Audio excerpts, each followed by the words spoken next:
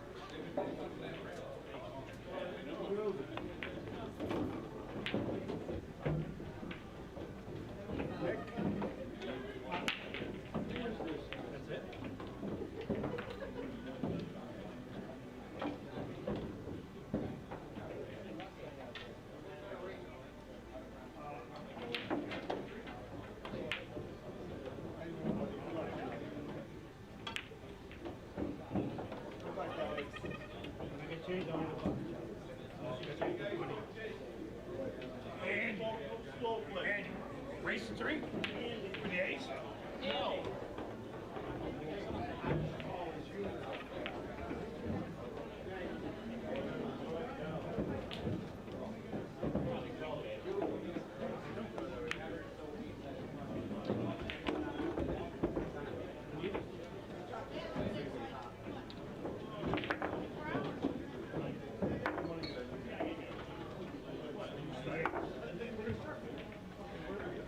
I don't know. Go over there. Want to get right on 15? Yeah, go over there. It's a race to 4. Race to 4. Alternate break. Copy that. Are you higher? I think I'm right.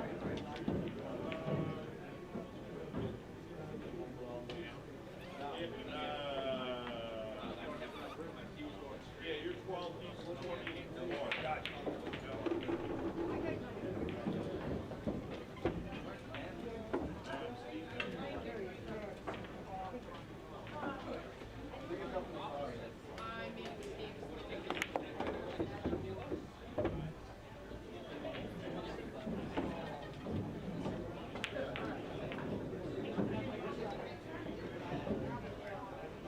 Jay, you want to grab 10 and go to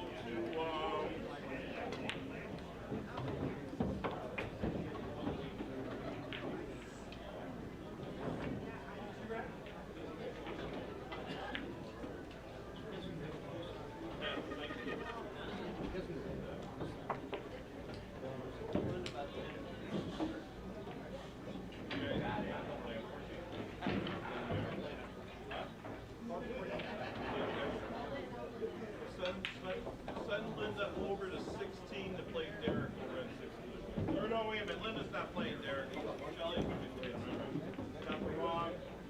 Scratch that.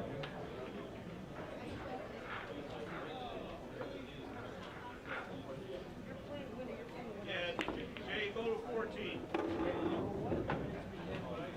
Hello everyone, we just want to let you know that we're going to have a drink up here at the bar in memorial for Jay. If you are interested, come on up now. We will be doing a quick little speech here, and then we will allow you to start playing pool. So come on up now, we'll get you your drinks. We'll do this.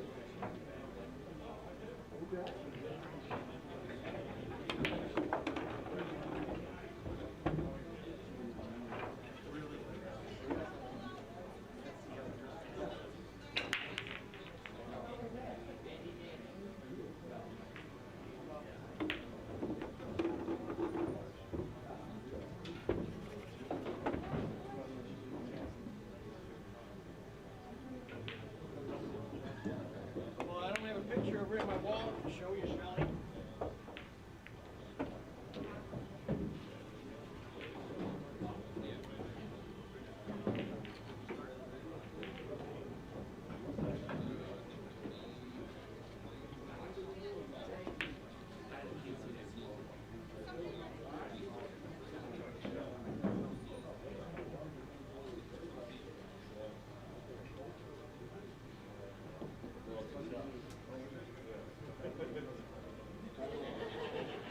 Start in about 10 minutes.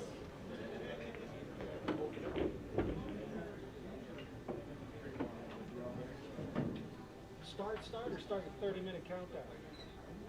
Start. Okay. 30-minute countdown started. Oh, did it? It's already up.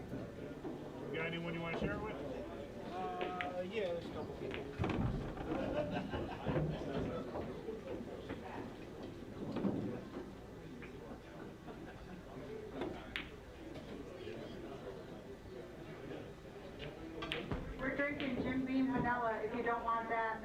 buy your own, but if you want it free, it's Jim Beam vanilla. That's what she drank.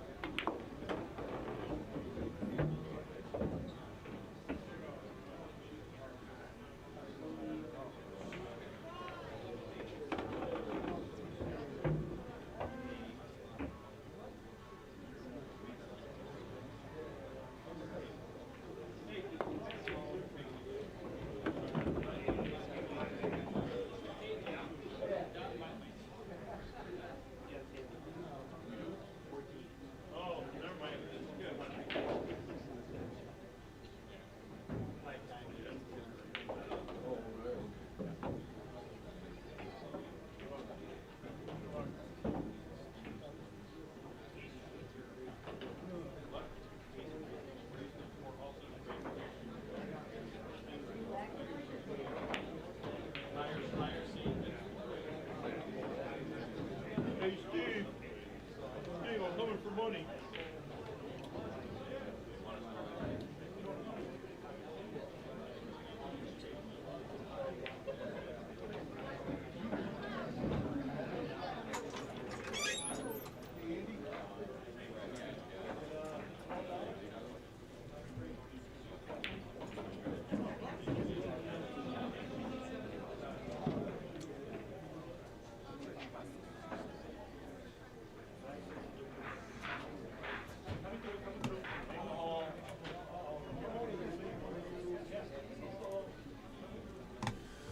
And the players are doing a toast for Jay right now, and you guys can check it out. It's in the background here.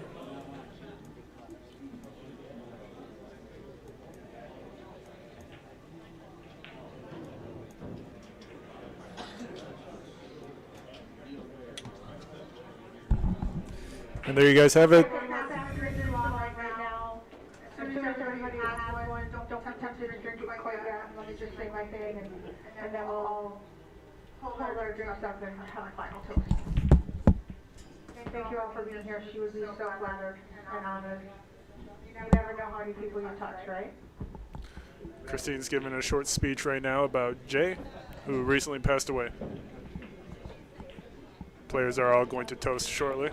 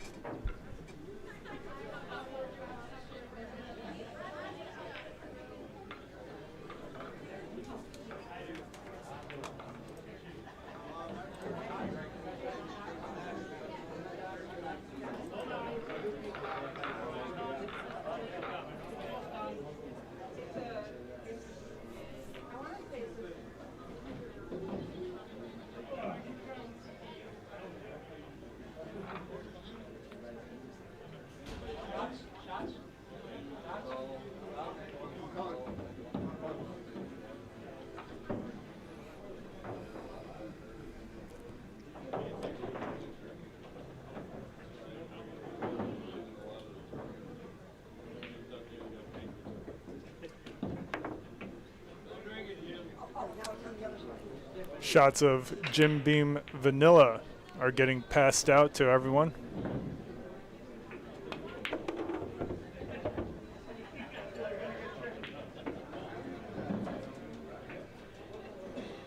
We've got a couple more folks if there's anybody out there. Okay.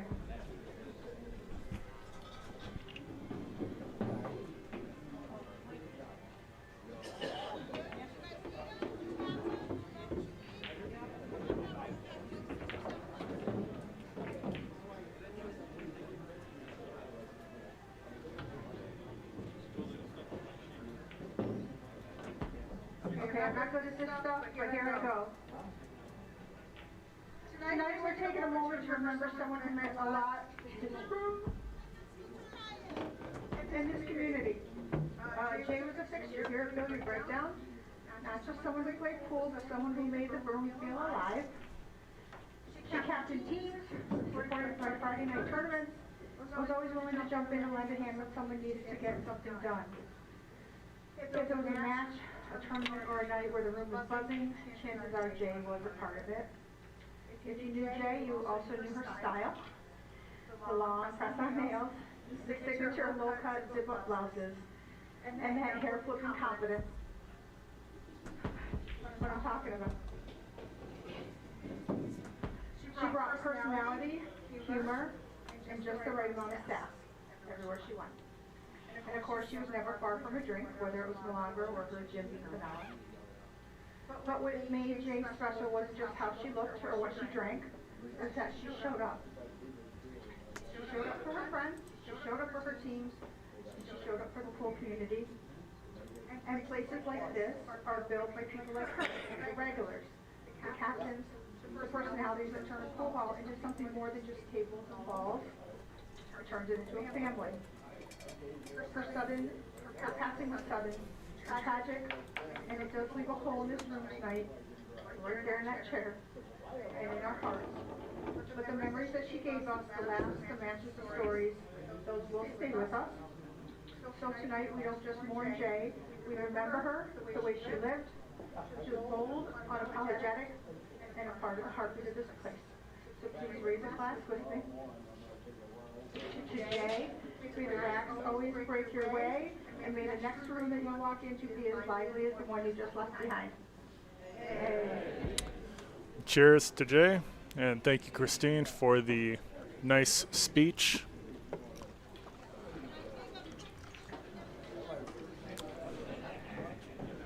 Yeah, rest in peace to Jay.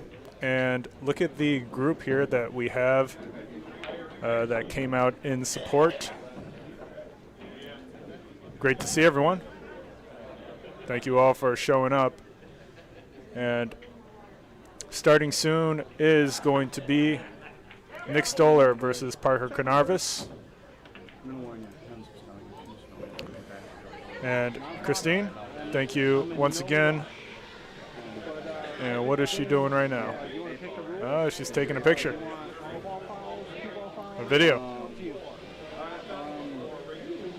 So you want to do, we'll do cue ball fouls, or like if you move balls in your backstroke, like do jogs type shit. So like no all ball fouls, we'll try to move them back, but like if you're in your backstroke and stroke and then you hit a ball while you stroke, then we call that foul. Works for me.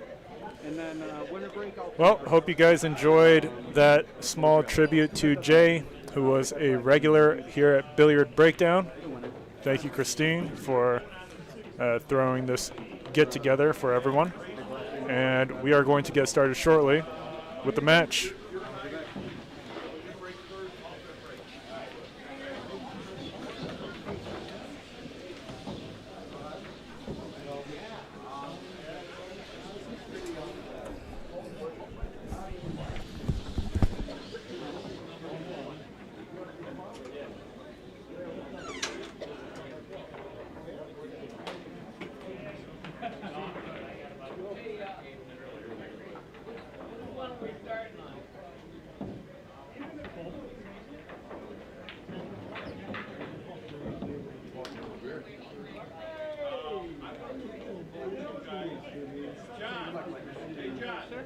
Can I use that table? Can I for a half hour or so? You see Parker? Oh, he's in that. Where's Dave?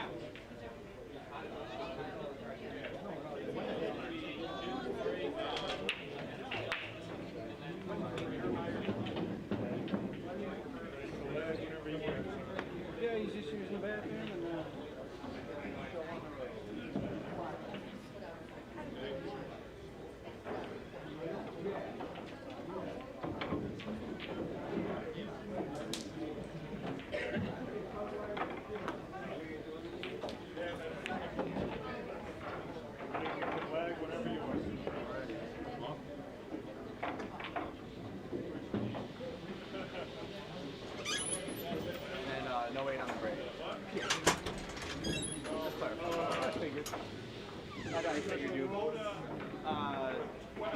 Joss fouls. So like, as long as you don't hit the ball in your backstroke.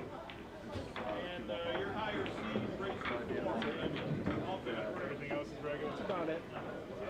Bank every third ball, you know, the normal. Only 7 rails. You know we haven't done the only time we shot. We've only shot 1 time. All right, guys, here we go. We've got Nick Stoller, the number 20 ranked player. He is going to be taking on the challenger, Parker Canarvis.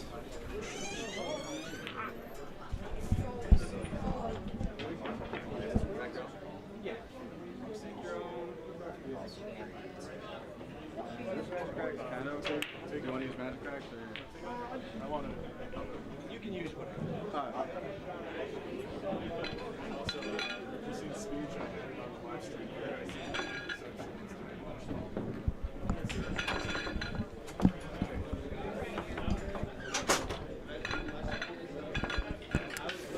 All right, guys. So, what do we have here? We've got Jim Caratasos. He wants me to send him a pizza to his hospital room. Yeah, we'll see about that. Jim says the food is terrible in the hospital, but that is a blessing in disguise for Jim Caratasos. Isn't that right, Jim?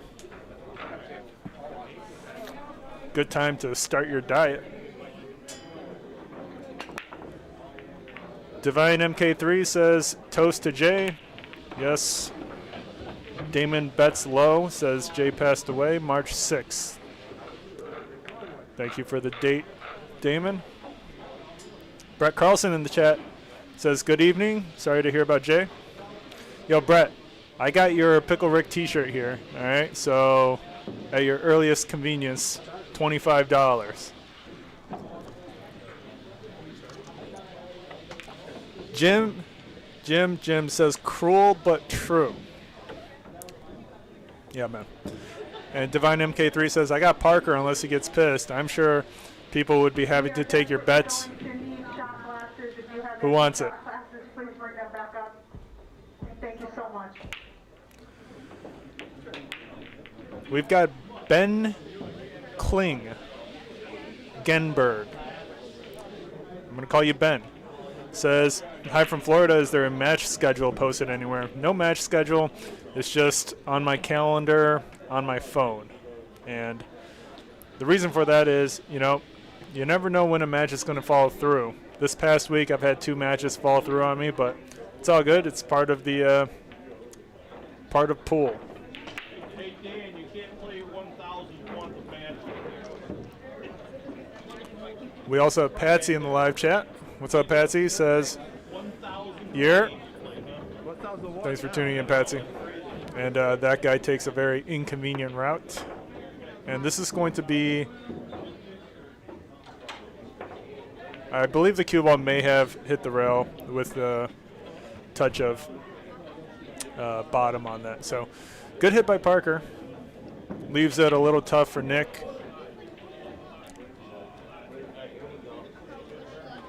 Brett Carlson says, I'll be there Wednesday to pick up the shirt. Sounds good, man.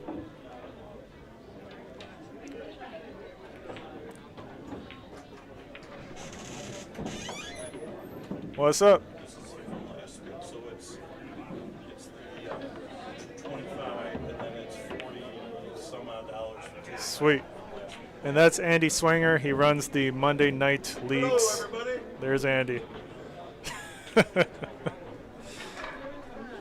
have Monday League starting back up the first week of April. 3-person. Monday league starting back up the first week of April, he says. Yep. And Three-person league. 3-person leagues. Yep.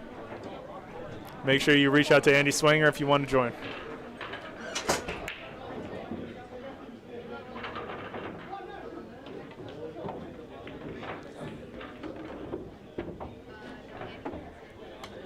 Divine MK3 says, me versus Owen for the next matchup. Yeah, right. Let's take a look at the schedule here. See what we got. So tomorrow we have Tuesday Night League. That's the Billiard Breakdown in-house Big Table League. Starts at 7 p.m. and it's 3-man teams. Single races to 1 in 8-ball pool in singles and Scotch doubles. On Wednesday, we have Will Rhodes versus Rob Morley. That's on Wednesday. Thursday, we have a canceled match. It was supposed to be T-Tam versus Nick Coppola, 2 good players. But that match fell through because Nick Coppola is working overnight shifts. So there's that. And then Friday, we got a good one. We got a good one Friday that Jim Cartesos is going to be a fan of. We got Dave Carlson versus Dave Powis. 2 Daves battle it out to see who stays on the list here. And that's all we have for now.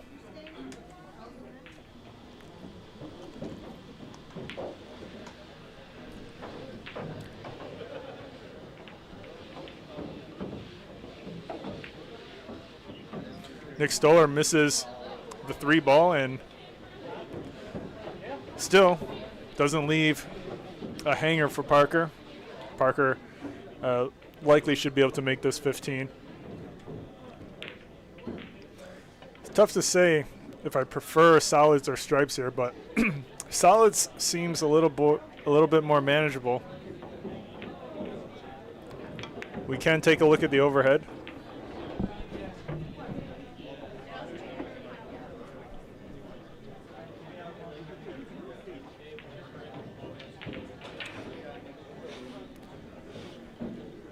Ben says, fair enough. Makes sense. Solid pronunciation of my last name. Thank you. I can speak Mandarin, so your name is no challenge at all.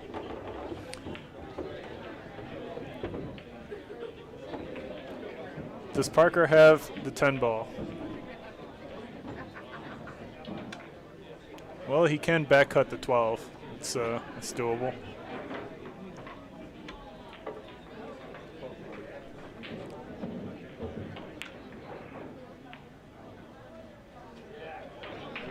Patsy says, me versus Brett Frank. Divine MK3 says, Owen called me out, 6-9 race. Yeah, sounds good. Go ahead.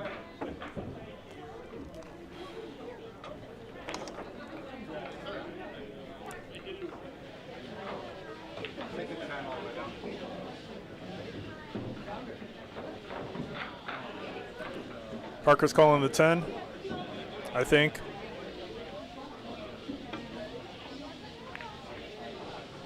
That was close, you know. Barely caught the 9 first, but it was a good effort. Leaves Nick Stoller tough as well. We got top tier pool player Rich Bodie in the live chat, says, hey, what's up? Let's go, Nick. What's up, top tier pool player Rich Bodie? And we did have a tribute at the at the beginning of this live stream. Christine Strong did a toast to Jay, who recently passed away, regular here at Billiard Breakdown. So feel free to rewind this and check it out. She gives a nice speech.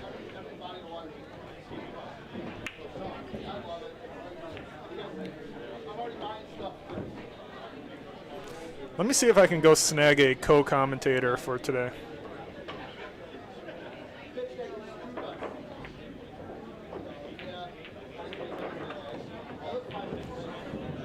And you can support the players by buying them a drink. Nick Stoller will take, what will he take? Mexican Coke, I believe. Parker Canarvis will take Johnny Walker Black Label, of course, as well as Gatorade. So if you want to support the players, you can buy them a drink through the Super Chat function, and the drinks are delivered live on stream with a custom note from you. And I will be right back. I'm going to see if I can find someone to do commentary with me.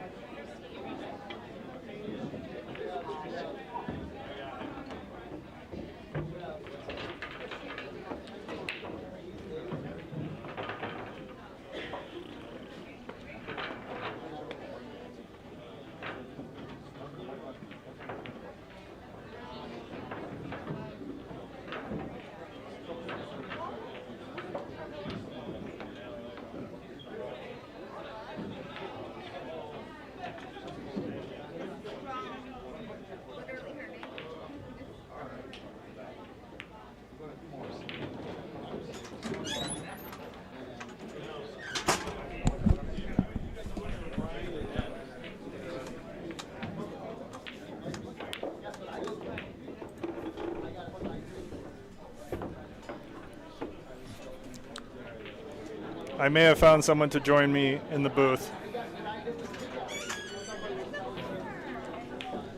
There she is. Yo, we got the one, the only. Hey, it's Bubs. All right? Everyone relax.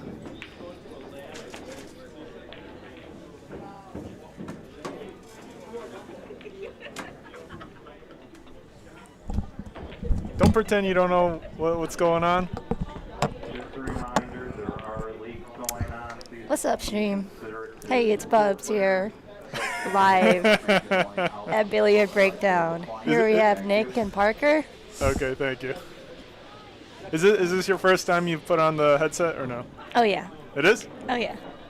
But you've been in here before, but you haven't done commentary? Nope. All right. Explain the position to me here.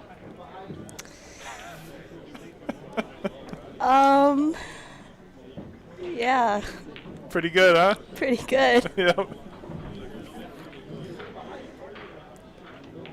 And we've got some people in the chat. We've got Jim Cartesos, Rich Bodie. Do you know either of those guys?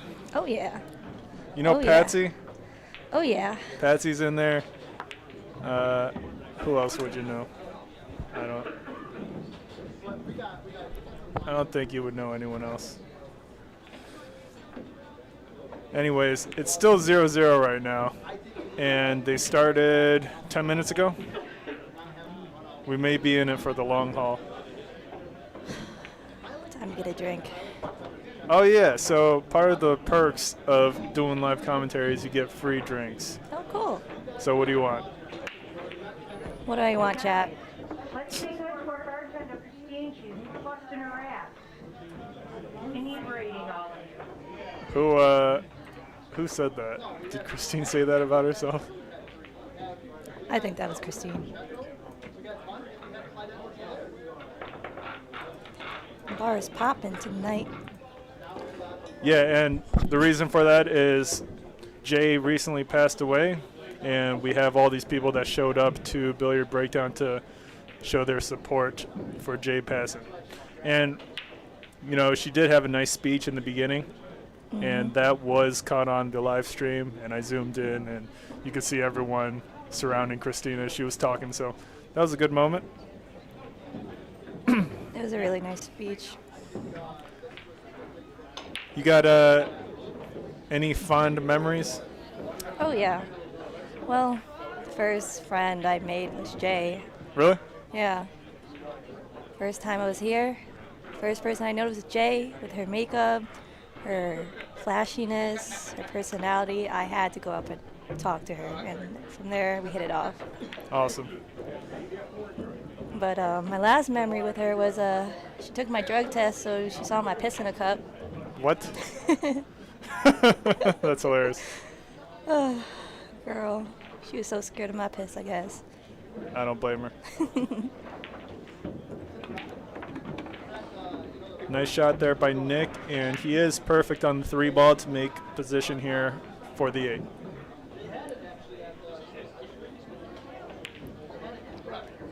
So what's Mon doing today? Mon. Oh, wow. Well, he just, celebrated his birthday over the weekend. Maybe he's doing a, Back-to-back? back-to-back birthday special right now. Man. Yeah, I know, right? Man. Who you got? Who's going to win? My boy Nick. Your boy Nick? Yep. I was in the comments when Nick was playing the other day. So, Team Nick. And that was during a Tuesday league? Or, yeah, I don't think he's played any individual matches yet. Yeah. What do you want to drink? I'll go grab it for you. Well, since chat didn't say anything, I know. how about Jay's drink? Which is The dumb B-word drink. dumb bitch drink? Mm-hmm. I don't even know what that is. I don't either. But we'll find out. I'm going to Google it, dumb bitch drink.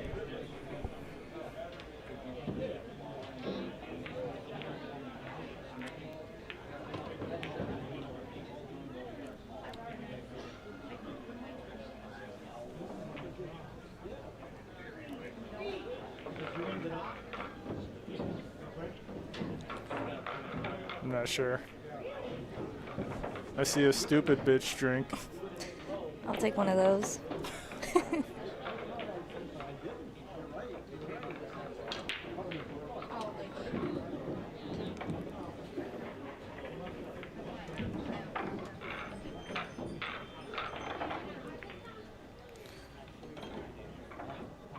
I don't have one of the ingredients for the stupid bitch drink. Vodka cranberry it is. Man, that's too basic. Well, what's the Michael special here? You want me to just throw some shit together? Yep. See if you like it? Yep.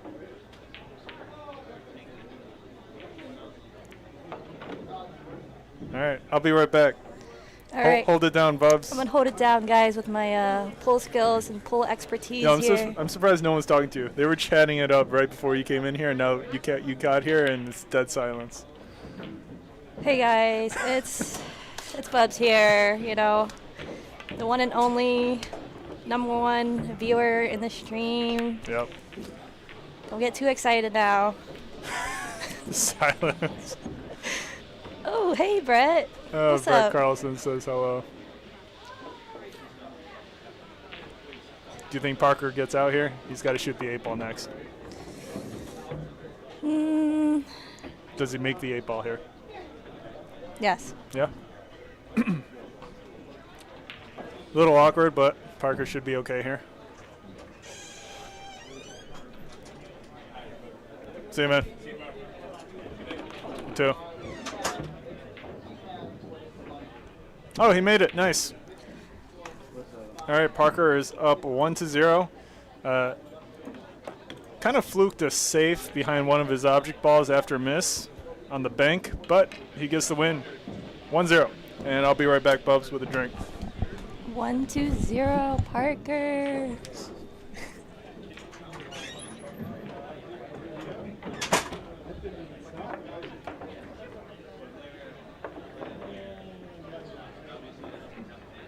Guys, I'm sweating in here. My glasses are like sliding down. I think we need to invest in a fan in here. All right, Thor_Cod.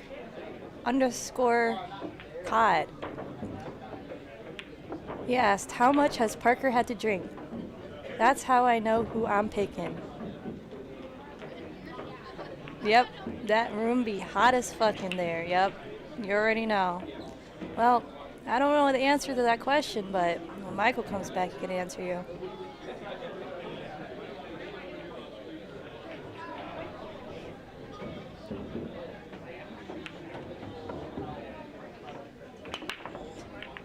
Good break by Parker. I think. Don't listen to me, guys. I'm just here.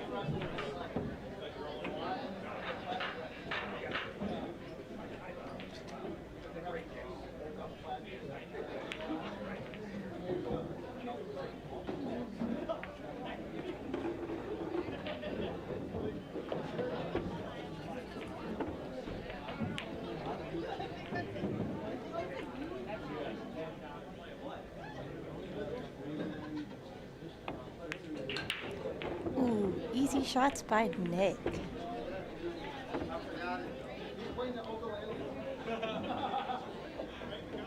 So now I went. But you can't do that, Mike.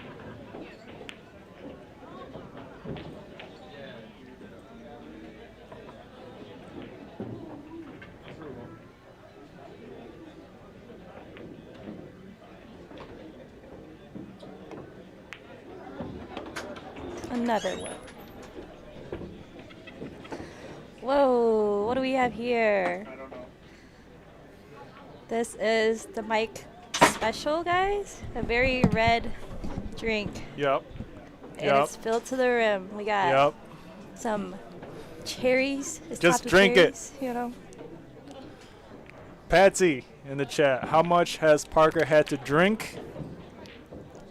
Not much.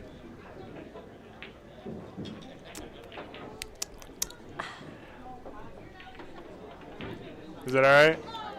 Amazing. Ah, yes. Tip the bartender, guys. That's Christine. Patsy says that room be hot as fuck in there. Is it hot in here? Oh, yeah.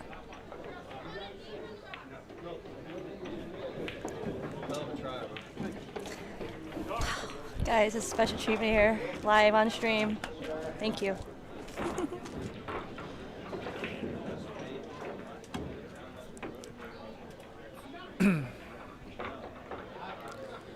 Break Nrax. Oh my god, that name. Break says my clubbing grink. What is that? What is Greek? My clubbing grink back in the day was the bomb pop. It tastes just like a popsicle. I think you'd love it. Clubbing Grink. Can you say this with more commonly used words? Your paragraph, please. Do you know who solids or stripes here? Nope. Thank you, Bubs.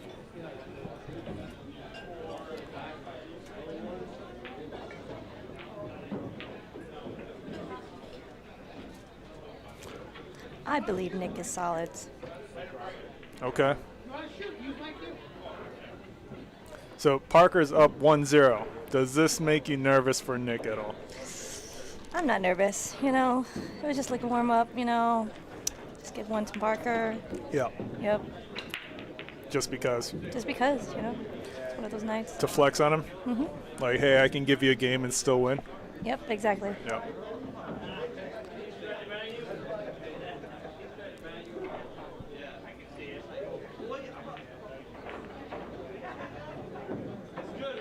Not bad.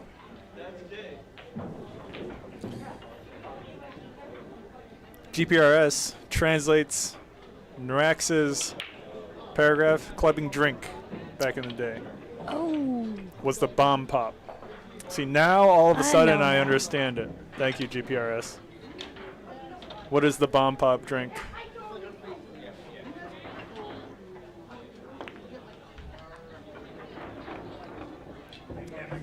So Parker chooses to pot that ball for Nick. The 8-ball doesn't really go anywhere, although Nick can shoot the 5. What do you do to develop the 8? Even though stripes is more difficult to make any ball.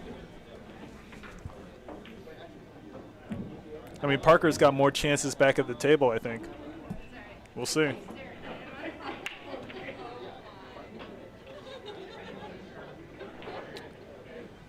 Brett Carlson says that is quite a mess on the table. Yeah, it is. And I think that mess benefits Parker. I would almost rather be stripes in this position if I don't get a good breakout shot on the 8.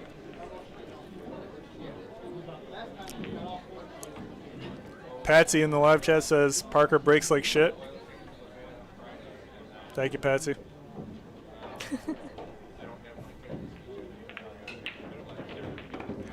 Nice shot by Nick. Terrible shot by Nick here. He he's unable to get a good position on the 7. At times the breakout shot, but almost a little more and it would have been real good.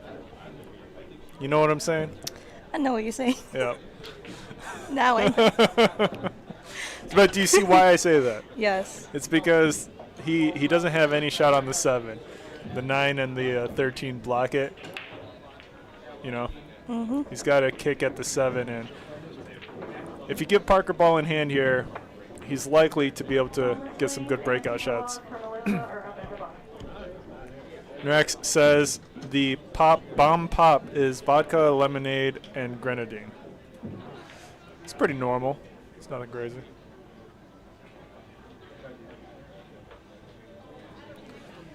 And Nick Stoller going the long way here.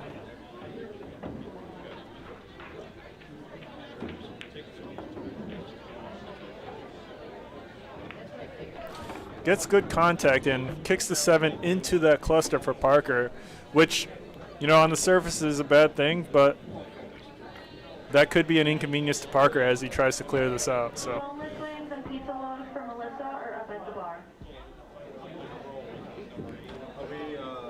I can make a shot call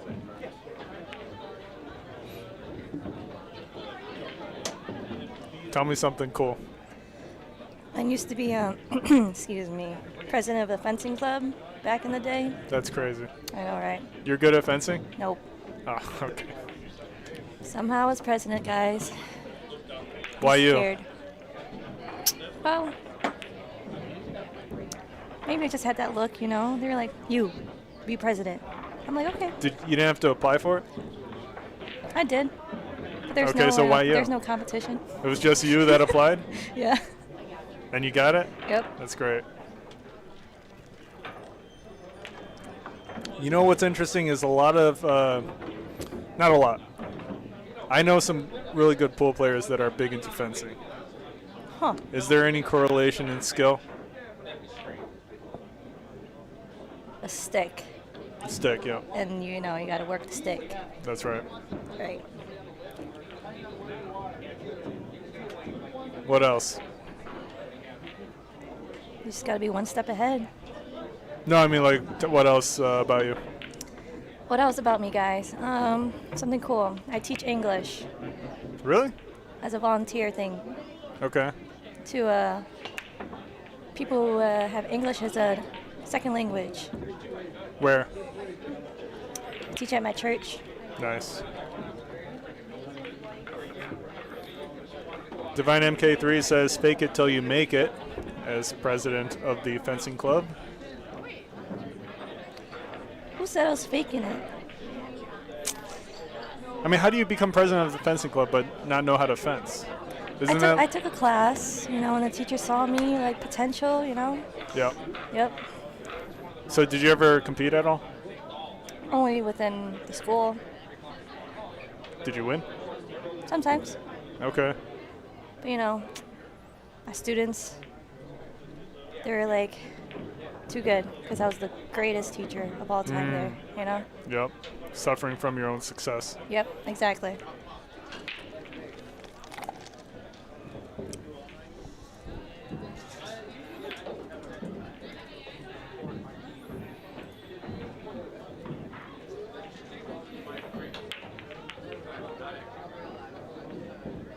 So Nick Stoller is back at the table. He's got to hit the 7. Do you think he makes contact here?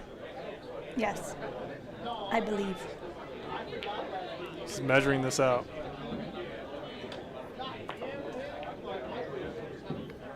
Looking for the corner pocket on the left.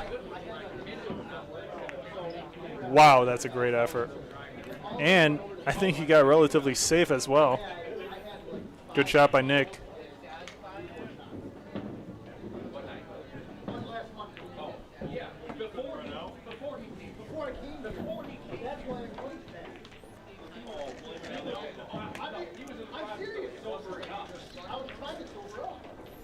So what else? You used to live stream? Used to live stream. Well, you know, during COVID, got a little bored, started live streaming on Twitch, the video games. And key moment here, Parker Canarvis scratches, and Bubs is very happy about it. Sorry, Parker.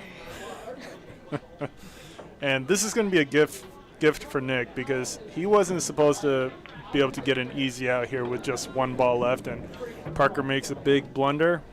Nick Stoller is going to be able to make a 1-1. Well done to Nick Stoller. And guys, let me know if you come up with any good nicknames for either of these guys, because we got no nickname Nick and no nickname Parker. First one I left you at 5. I was trying to get that shit to roll back up. And might as well show you guys an ad while you're here. This is Mike with Billiard Breakdown. Breaking down shots you didn't think were possible. Oh my from the greatest players in the world. Sometimes things get a little bit weird. We've got money matches and clutch moments and trick shots that shouldn't work, but do. When someone calls out the world, we're there for it. You. If you love the game of pool, this is where you want to be. I'll see you at Billiard Breakdown. All right, Nick Stoller finishes racking the balls, and he's going to start us off with the break. All right, tell us more about the streaming. What games? I stream League of Legends, Valorant, Counter-Strike Source, Counter-Strike Go. Can you say the names slower?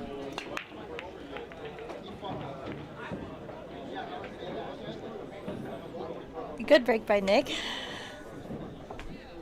What games? Valorant. What's Valorant? It's the first-person shooter. By Riot Client. Yep. So what I only know Call of Duty. So And maybe a little Counter-Strike. players has different abilities, and you got to plant the bomb. Like search and destroy? Yep.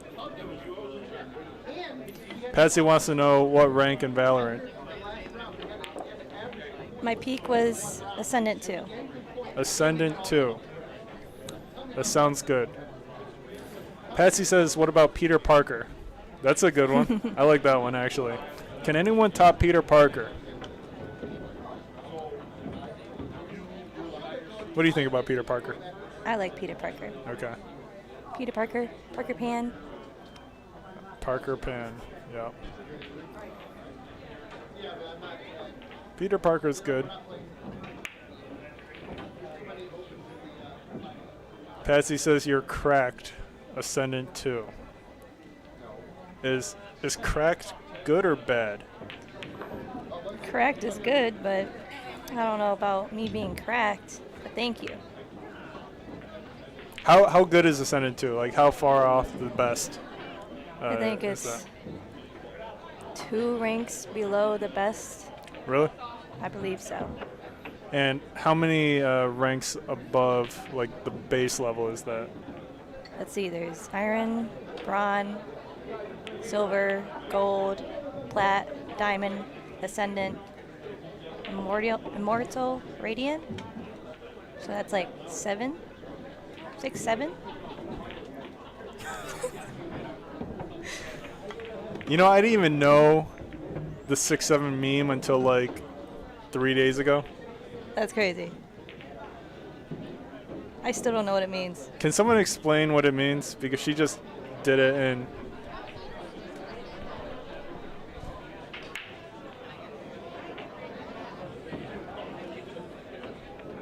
What is that? 6, 7? Yeah. I have no idea. The kids be saying it nowadays, you know?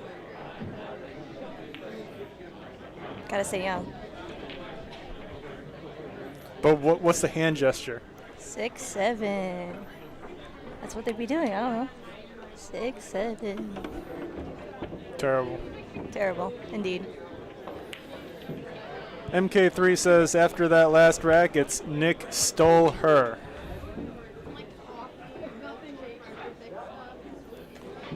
Nick stole her. It's not generic enough of a nickname. Here we have Peter Parker and Nick Stoller. All right, so Peter Parker might be a lock. Can anyone think of anything better than Peter Parker? But Nick Stoller still needs a name. Rich Bodie says 6-7 literally means nothing. Don't dwell on it. What do you think about that? I think that's true. Top tier pool player Rich Bodie with top tier advice. Dan Charlo says 6-7 means whatever. I don't think it means whatever, does it? I feel like it means whatever. Okay. And there you have it. It's like 21, but 6, 7. You know? What's 21? You know, like 9 plus 10? It's 21. 19? No, it's 21. What are you talking about? So like 9 is 3 times 3. 10 is 5 times 2. 3 times 5 is 15. 3 times 2 is 6. 15 plus 6 is 21. Holy fuck, chat.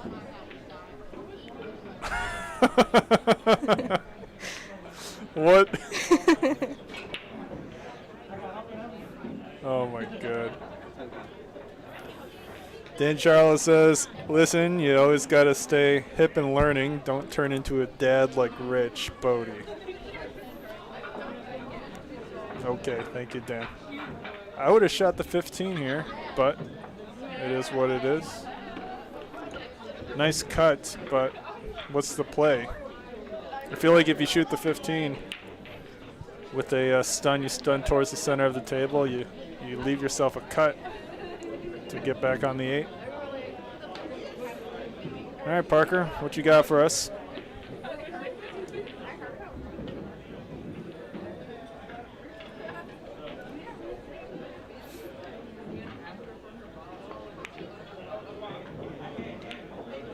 Yo, Parker, holy crap. Let's get that on instant replay real quick. Calls the bank into the side pocket, gets it. No shot on the 8, but replay worthy shot here. Rich Bodie, top tier pool player, tells Dan Charlotte to go to bed. And MK3 says just show him the 21 video. Here we go. Was 9 plus 10? 21. Patsy says, you stupid.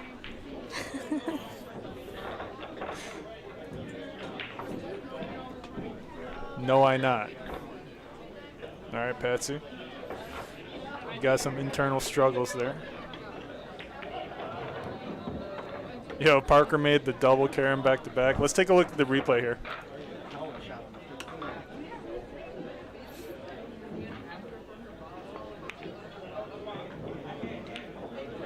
Yo, Parker. Oh, that's something, huh? What you got for me?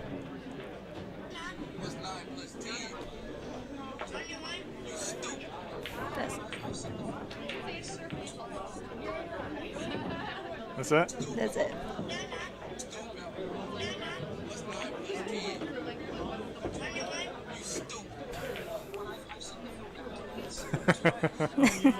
Now you know. But okay, so it's funny. It is stupid. But why would something like what's 9 plus 10 is 21? Why would that even catch on or go viral to the point where you're telling me that 9 plus 10 is 21? It's just like, stupid. how does it get famous enough to that point? It's just so stupid. It had to be famous, you know? 9 plus 10. 21. You stupid. Okay. All right. Well, sounds good. So, Nick Stoller with a must-make shot here.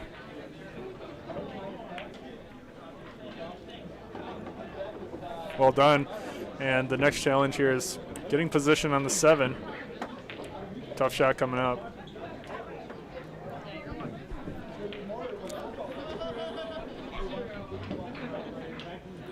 Father Fool and MK3 both calling for the carom, but I don't think either of them spelled carom correctly, so nice try, guys. How do you spell carom? I don't even know what that is. Am I stupid? You stupid. I'm stupid. You stupid. No, I'm not.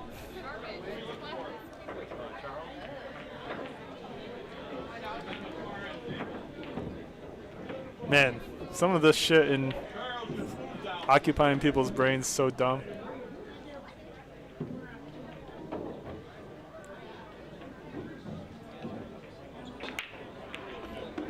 Nice shot here. Tough follow-up. Back cut on the 1 is very missable. Almost worth going for the 7-ball bank. Definitely. Thank you, Bubs.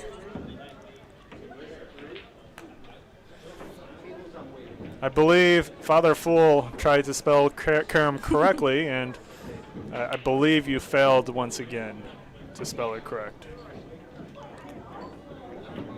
Third try. Third try for us, Father Fool. And Nick Stoller chooses to play it safe.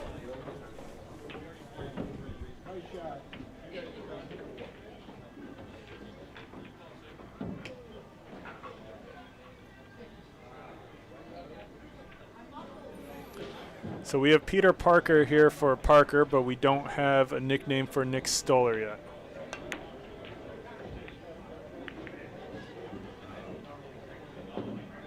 Another chance here for Nick. Kind of a free shot at the 4, I think.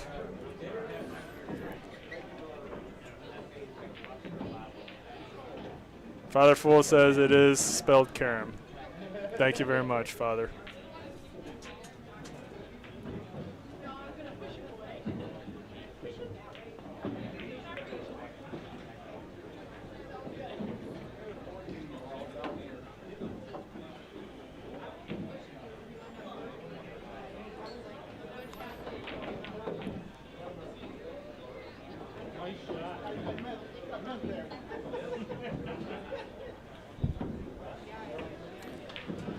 Father Fool, I don't think you're right.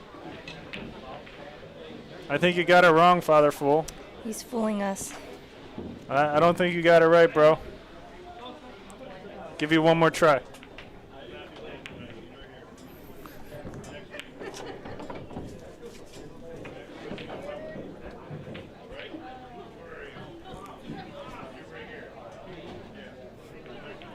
Divine MK3 with the correct spelling here of Karam. And Parker a little thick on the 8 ball. And Nick Stoller is going to have one more chance with no easy shot. He's got no easy shot. What do you think he goes for here? The 1, 4, or 7? Well, I only know yellow, pink, and brown chat. Do you think he goes for yellow, pink, or brown? I think he goes for pink.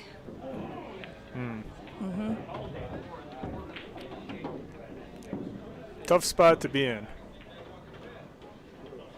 And Father Fool finally with the correct spelling of Karam. Well done. Patsy says safe on the 1 ball, and Nick Stoller did attempt that. Cue ball leaks out. Parker looking to make it 2-1 now.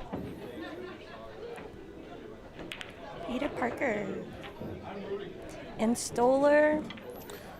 Bowler. What? Stoller, bowler. Stoller, baller. What about that? Stoller, baller. Baller, Stoller. I don't know. Guys, please come up with something for Nick. And Nick, all of a sudden, he's got a good chance. Parker misses the shot on the 8. Nick's back at the table. You want to hit this with like medium pace, so you can either get good on the 4 or the 7.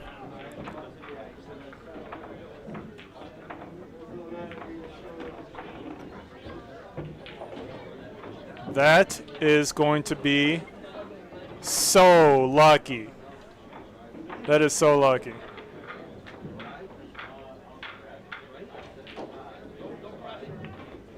That is the ultimate luck to get that bump with perfect position on the 7.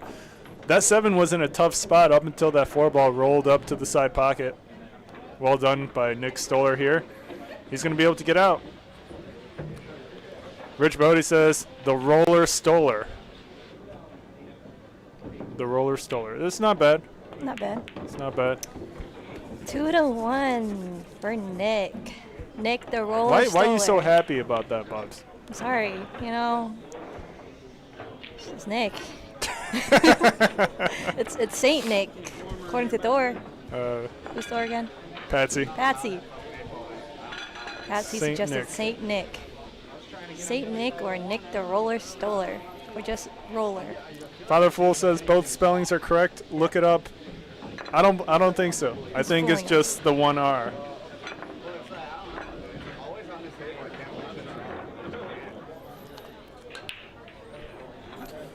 Who do we got in the house here?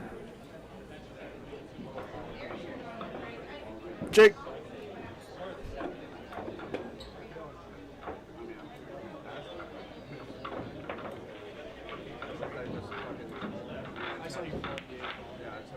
Alex. Good miss. Good miss by Alex on table 10. That's my commentating. Excellent. Thank you. The roller Stoller. It's just okay. It's not as good as Peter Parker. I like St. Nick. You like St. Nick? Yeah.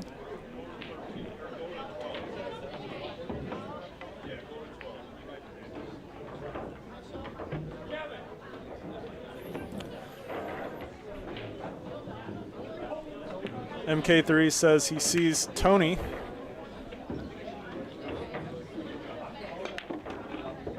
Donovan, where'd you go? Diana.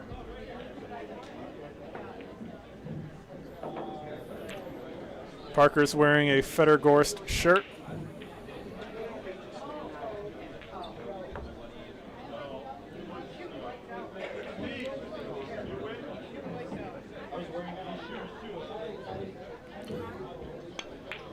Patsy says he's on a roller with these nicknames.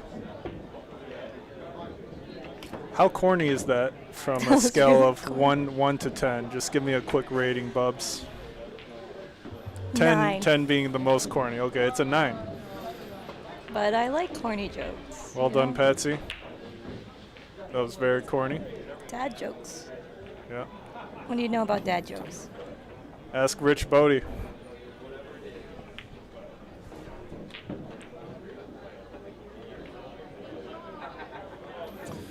Safety behind the 13, and Nick. I said Nick Kohler. Almost. Ooh. New nickname? Kohler? I don't know. What do we have for Nick here? Anyone? Roller Stoller is mid. St. Nick is okay, actually. Here we go with Dan. Dan Charlo says, I got one. What do you call a cow with no legs? Nick Stoller. Wait. Patsy Why says, did I laugh? St. Nick is giving you some coal. That's okay. I got what I need.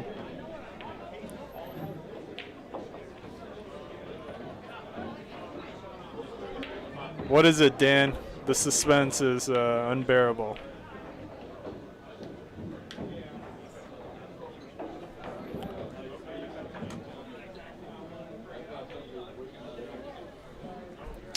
Top tier pool player Rich Bodie says Patsy coming in hot.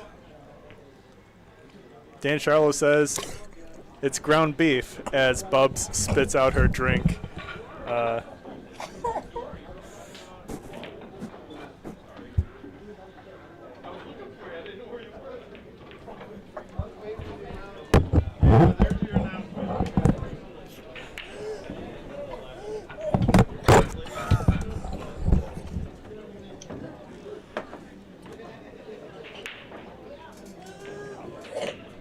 What do you need me to do? Are you okay?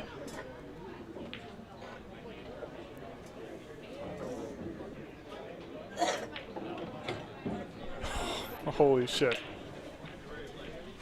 Do you need help? You need help?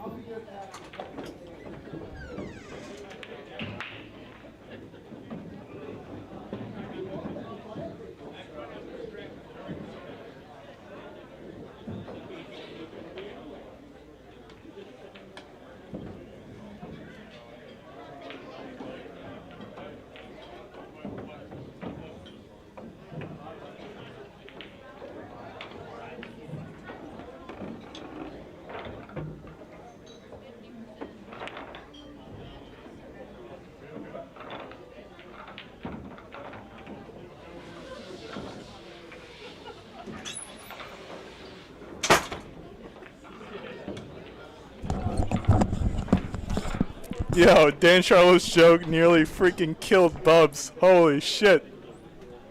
She's okay though, chat. She's okay. Bubs almost died from Dan Charlot's joke.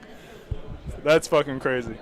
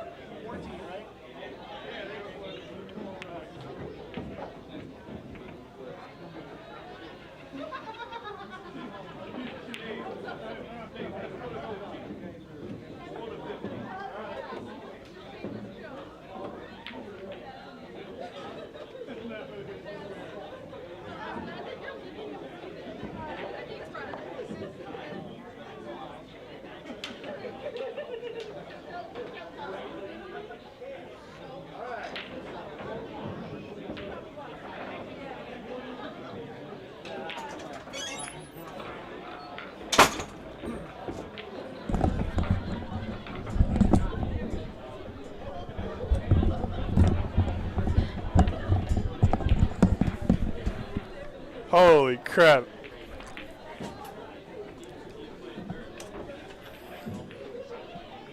Yo, that was crazy. She went from not being able to breathe to coughing to being okay. Yo, that was crazy. That was fucking crazy, chat. Dan Charlo almost kills Bubs with the fucking ground beef joke. Dear. And Parker moves the 2-ball into a weird position here. Wow. Dan says that's how you kill a joke. Wait till she hears part 2. Yeah, part 2. You might have to say part 2 for next year because I don't know if she'll be able to handle that one.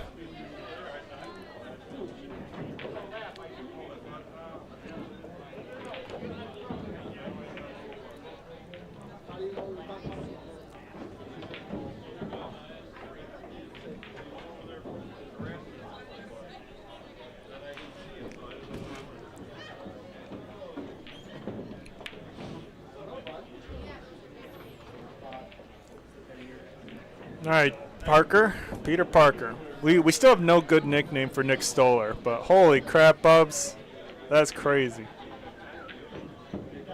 Dan Charlo says he got 9th place in the Joss.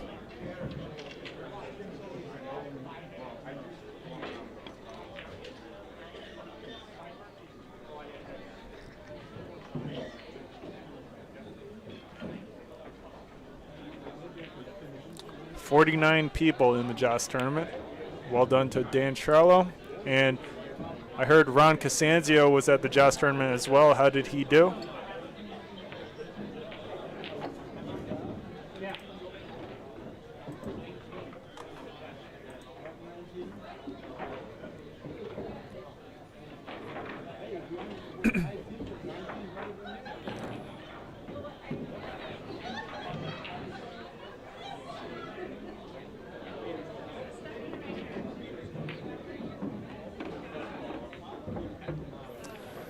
.14 rattles in.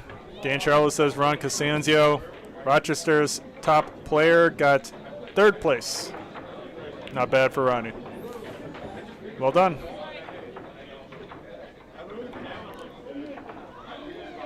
Hopefully Bubs is back in here with us. I'm going to check on her real quick. I think she's just like coughing out the remainder of whatever she needs to cough out.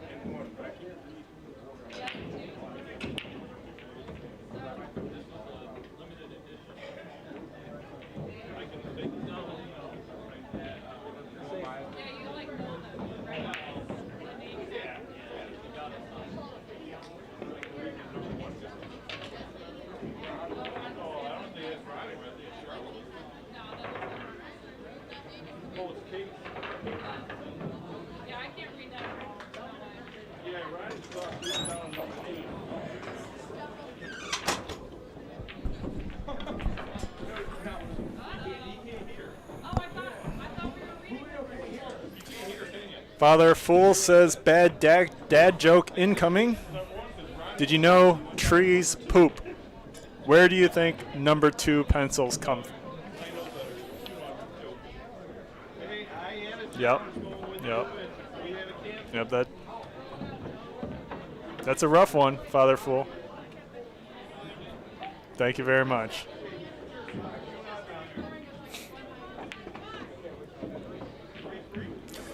And Parker here, back at the table with no easy shot.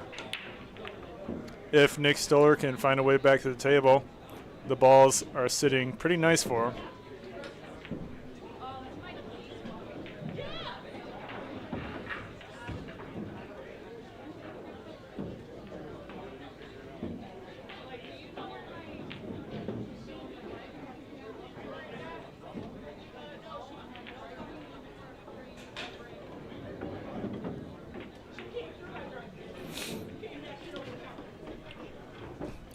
And what a shot.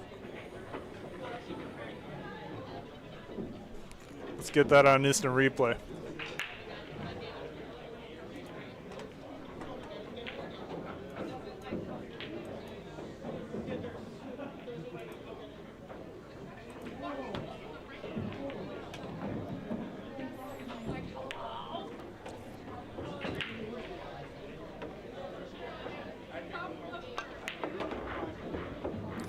Parker with a back shot on the 8. Can he do it? This is a do or die situation. You hang this one, Nick Stoller should be able to get out. Must make shot here for Parker. Peter Parker. Well done. Score's now 2-2. Let's take a look at the instant replay on Parker's excellent shot here.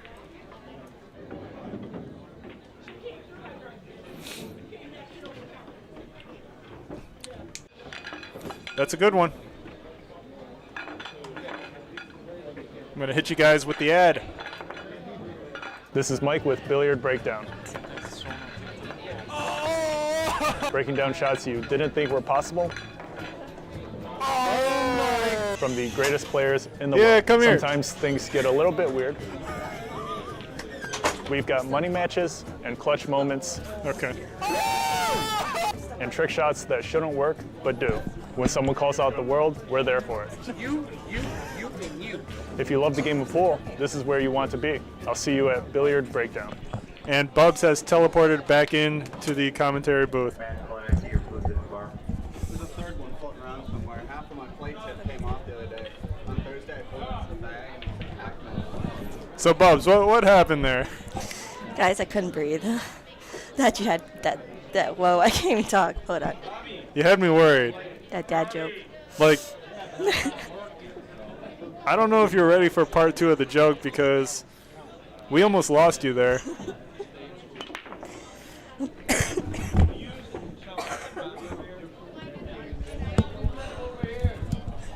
I'm not ready yet. I'm not ready. I'm still suffering from the first part. That was crazy. Great shot, Parker. Yep. That was a good shot. I don't know what happened.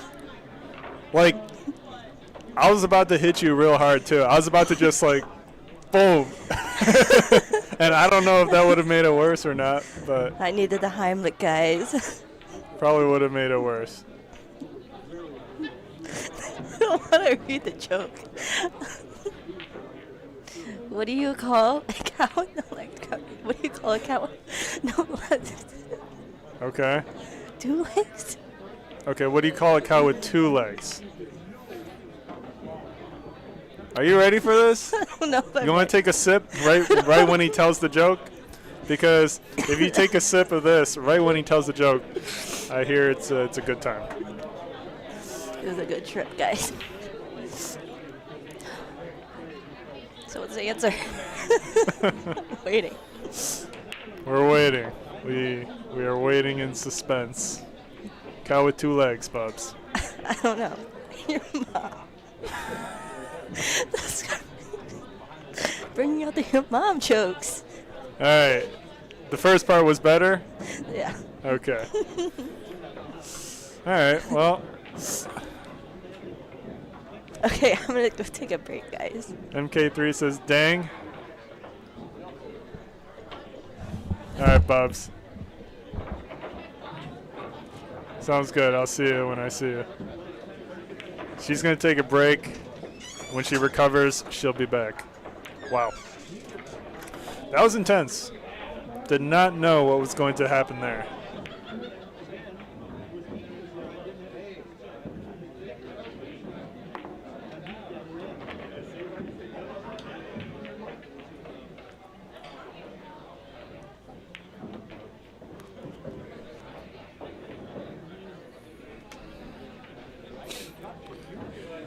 Dan says the joke would have hit harder had she not died.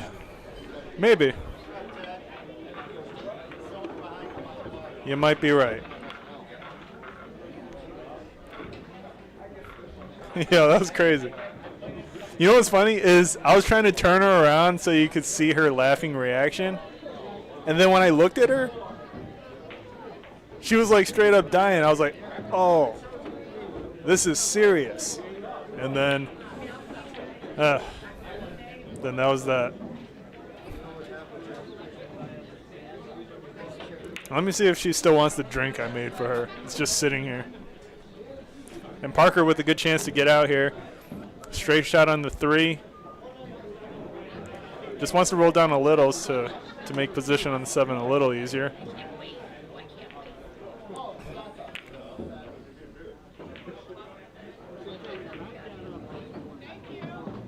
Good shot.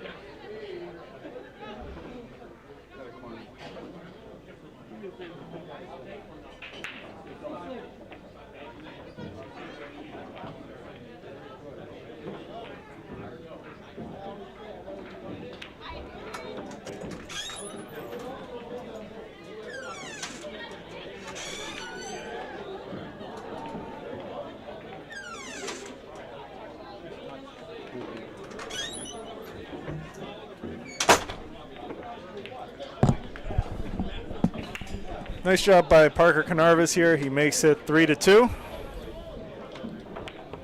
He's in the lead, guys. Parker Canarvis looking to get on the top 20 players list. Nick Stoller's number 20. He's trying to defend his position. And I'm going to see if I can find someone else random to join me in the booth.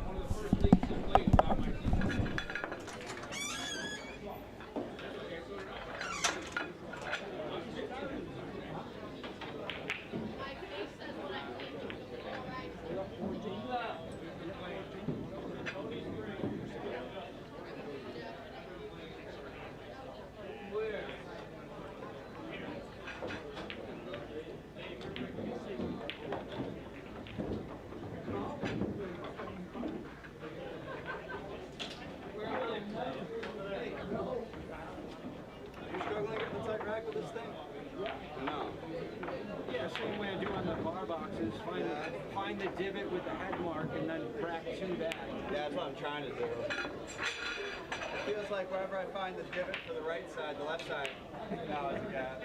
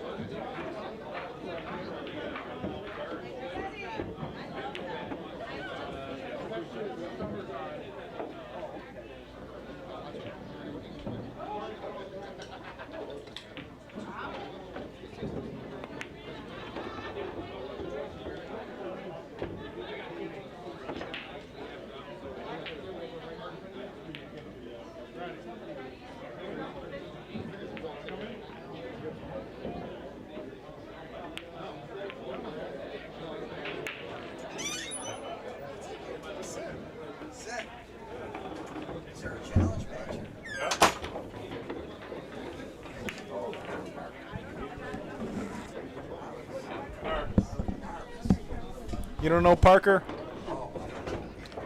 You don't know either of them? You don't know Nick Stoller?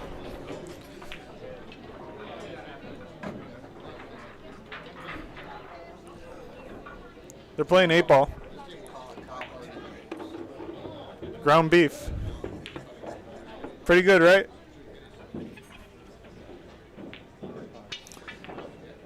You know, that joke almost killed the girl that was sitting here.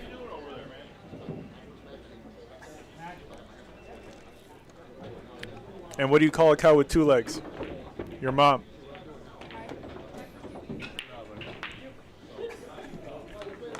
Not bad, huh? Dan Charlo.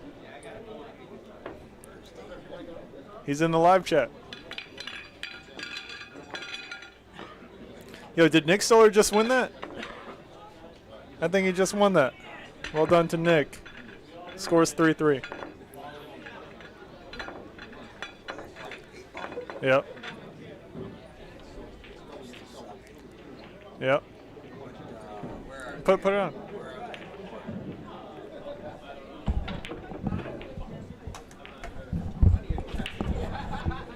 No, this one. There it is. So Nick Stoller is number 20. And Parker Canarvis is trying to get on the board. He's trying to get on the board. Trying to get on it. How do you get on the board? You wait in a long line until it's your turn. There's a waiting list. And then if you want to challenge the bottom player, there's still a waiting list to get. There is.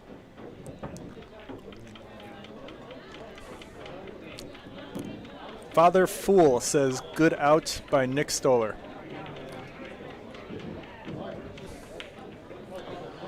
So, Ronnie, what are you doing here today? Trying to practice for Syracuse, but looks like all the tables are taken. Yep. I just want to practice my break. And Dan mentioned you had a pretty good performance at the Joss Tour. Tell us about that. Yeah, I played pretty good. I got knocked out by the same guy. It's from Canada. What's his name? Tom Kamen. Good player, very good player. He put me on a loser side, and then he came all the way around, and he knocked me out of the tournament. I ran the first 2 racks. I was playing really good, you know. I broke Scratch, and then he got back in the match, and he started running a couple of racks, and I was running. Whoever got a shot ran out. Really?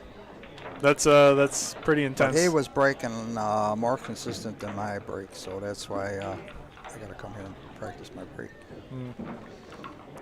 Because your 9-ball break? Yeah, when it comes down to both players are running out, whoever is breaking better is going to win. But he played very well. In fact, he went on. He had to beat the guy twice, and he did. I didn't stay, but he won the tournament. That's awesome. And so who got second? His name is Omed Ashi, something like that. I don't know him, but he's another guy. He just moved recently in the New York area and plays pretty good. Sweet. Bucky was there. He got knocked out early. A lot of good guys got knocked out early. Any other players that I might know that got knocked out? Let's see, another Canadian guy. What's his name there? He come here for the 10 ball. I forgot his name.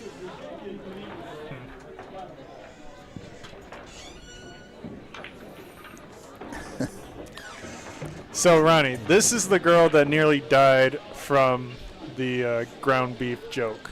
How did she nearly die? So she was taking a sip of the drink, right? Okay. And then Dan Charlo says the punchline, ground beef. And she starts choking. Uh-oh. And then she literally can't breathe for like 5 minutes. And I'm about to call her an ambulance. Uh-oh. I'm about to call her an ambulance. And she's just like sitting here choking and not being able to breathe. There, you get a shot. A shot? A shot of whiskey. Yeah, take a shot of whiskey next time. What are you drinking now? Great question. I don't know. He doesn't know. I made it for her, but I don't know what Is it is. it alcoholic? Of course. Okay. Always. So she started choking, and And then, You know CPR? no, I was just about to hit her. I was just about to be like, boom. And then stop. Huh? He was about to hit me. Yeah, and then I wasn't too sure what to do, so good thing she just started breathing again. That's a good thing. Yeah.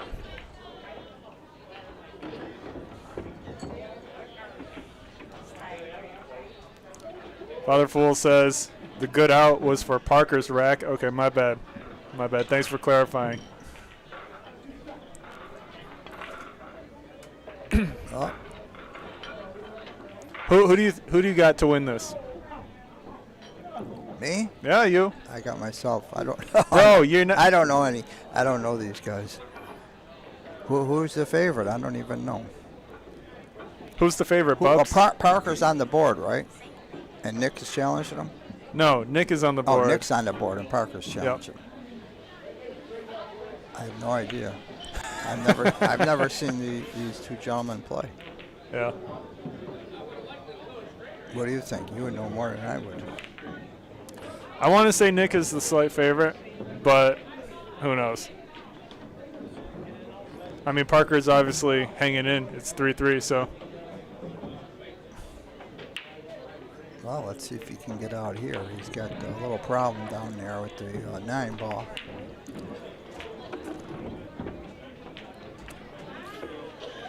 This is the 13. That's I the believe. 13? Yep. No, is it? Looks I like think the it 9. is. Looks like the 9. Looks like the 13. It's the bumblebee. Nah, that's orange. Huh? That's orange. Not this ball. This ball right here. This one. Yeah. Yeah. And these are 2 stripes up here, right? Right. But I think it's orange. We're gonna find out. I can't tell the colors with these balls. I think he's got all stripes except for that 1 ball, right? Right. Yeah, he's playing safe. Safe behind the 14 That's here. a good shot. Oh yeah, all his balls. This guy's got 1 shot. That's the proper way right there. Just kick. Yeah, you can make it. Not too hard in case you make it. That's good speed. What's Well, up, Bubs? Mon texted me. Wasn't too bad. Okay, you should get rid of that bottom ball right now and, Oh. and run out. Actually, you might be happy about what Mon said. Why are you taking picture with my girl? Huh? That's Johnny's girlfriend? Yeah. Oh, okay. Yeah. Congratulations He's to a them, lucky right? guy. Yeah.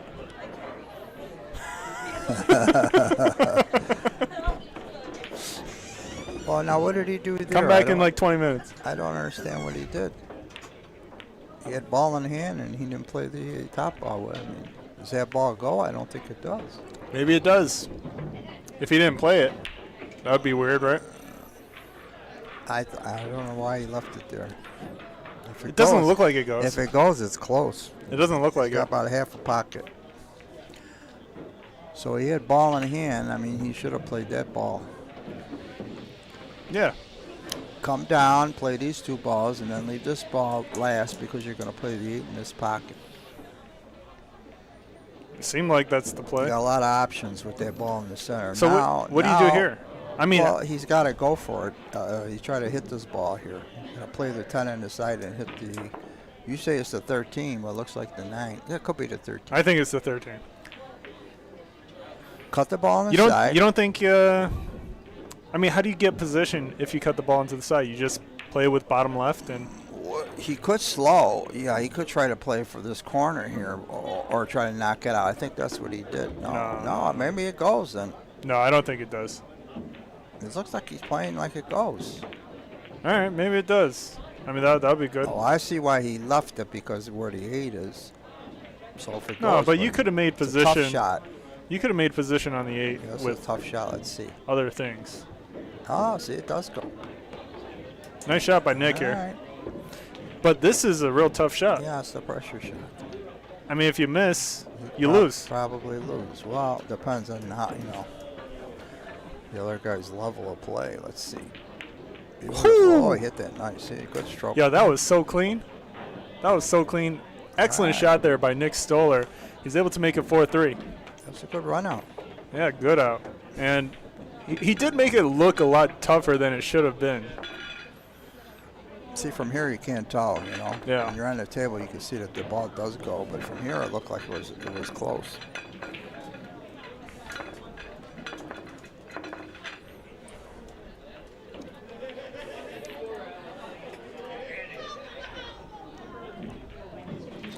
So, Ronnie, I think it's story time. You got to tell us some crazy shit. Crazy stuff. I can't tell you stories on the internet like this. Come on.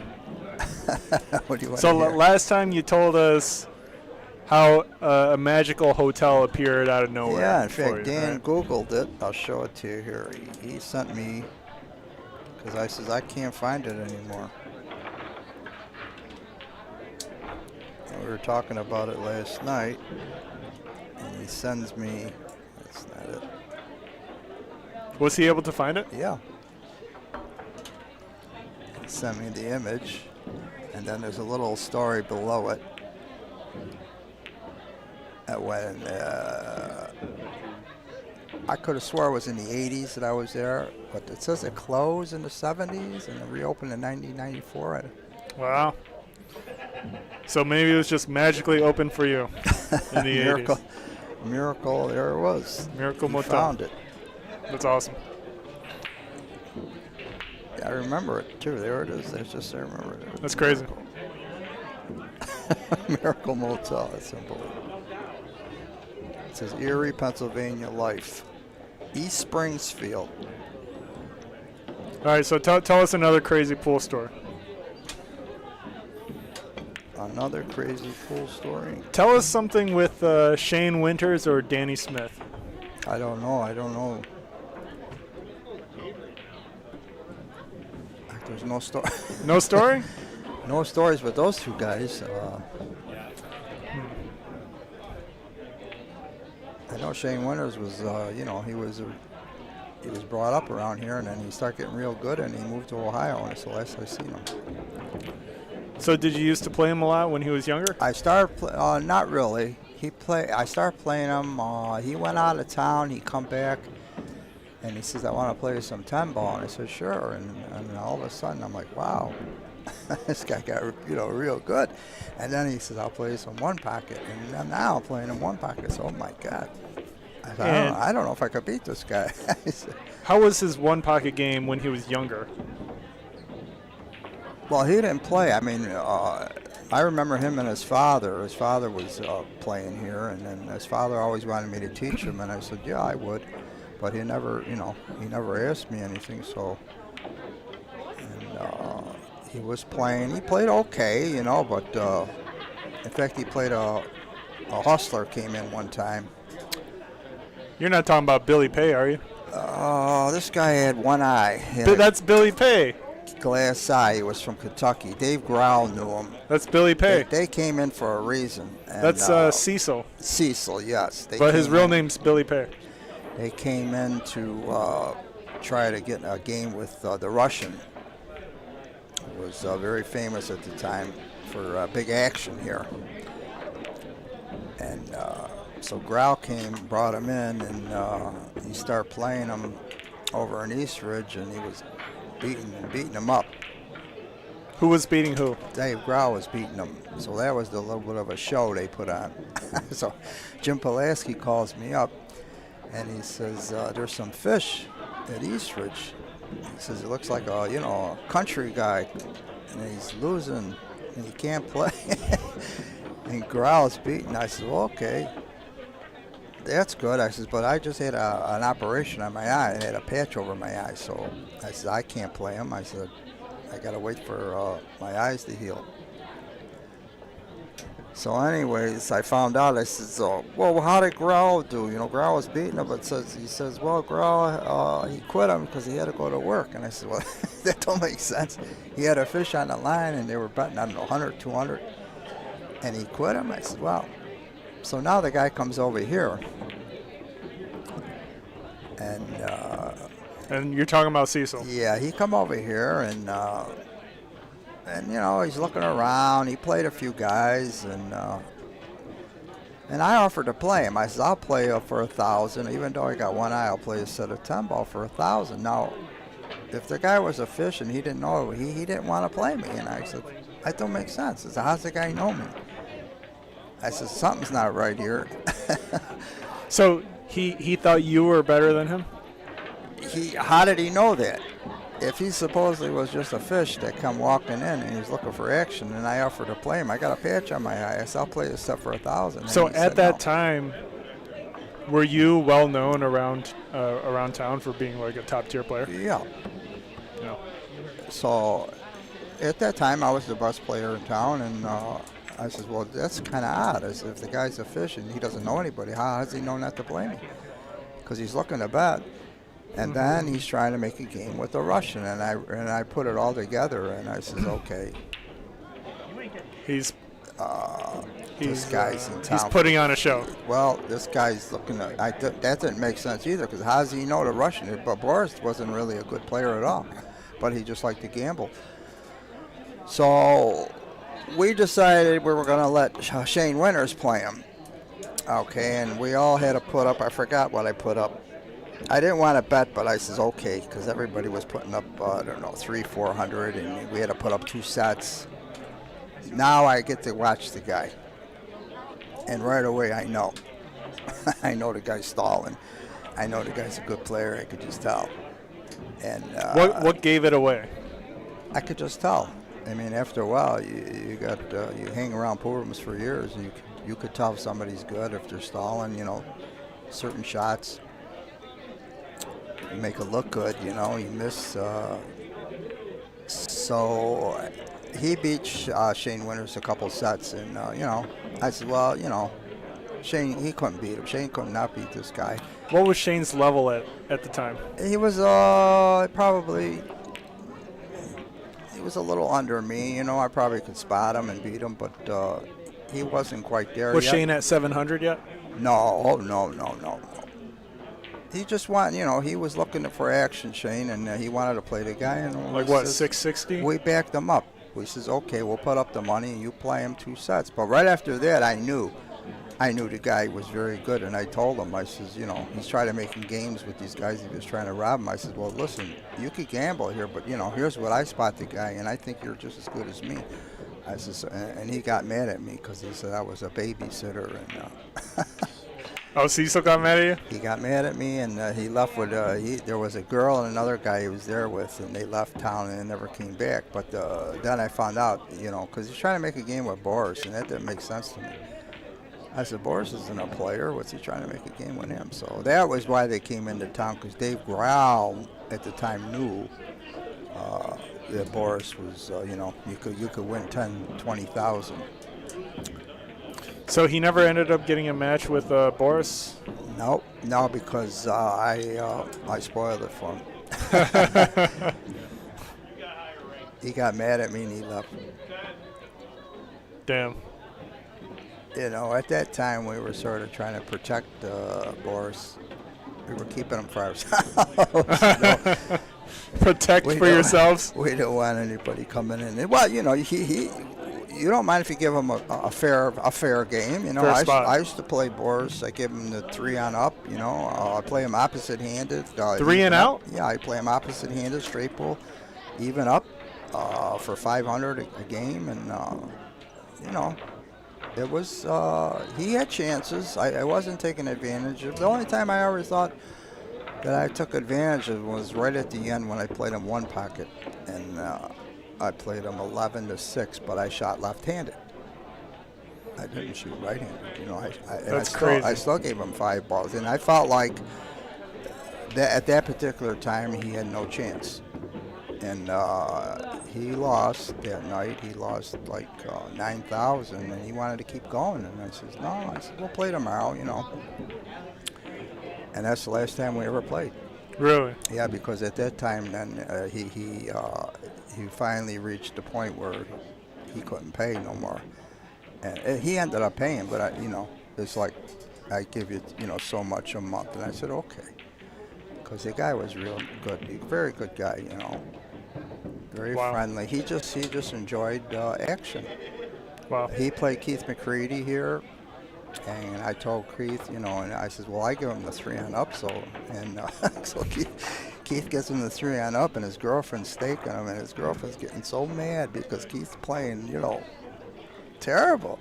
He's missing everything, and Boris is on the hill now. Boris is shooting an easy 9 to win it, and if Boris makes this 9, they're going to quit. Well, he ends up missing, and Keith ends up winning, and then that, of course, you know, Keith played him again, and then he started beating him. He realized that, you know, the guy can't really win. But, you know, he had to play a little better, you know. He was missing all over the place. That's insane. How much were they betting on that one? They were betting, I think, 500 a set. Wow. And then Keith played the Russian guy here. I forgot what's his name. He was the top Russian player at the time. Stoller? No idea. Stoller, I think his name was Stoller. He played the Keith McCready some bank pool, and so there was some pretty good action here back in the day when they first opened up. In 1989, they opened up this pool.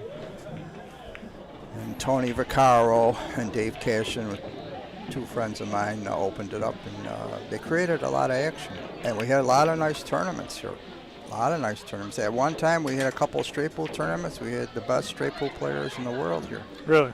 They came because even though they added 5,000, the only reason they were here is because there was the world event, and it was going to be in Niagara Falls at the convention center. So it was either a week or 2 weeks away.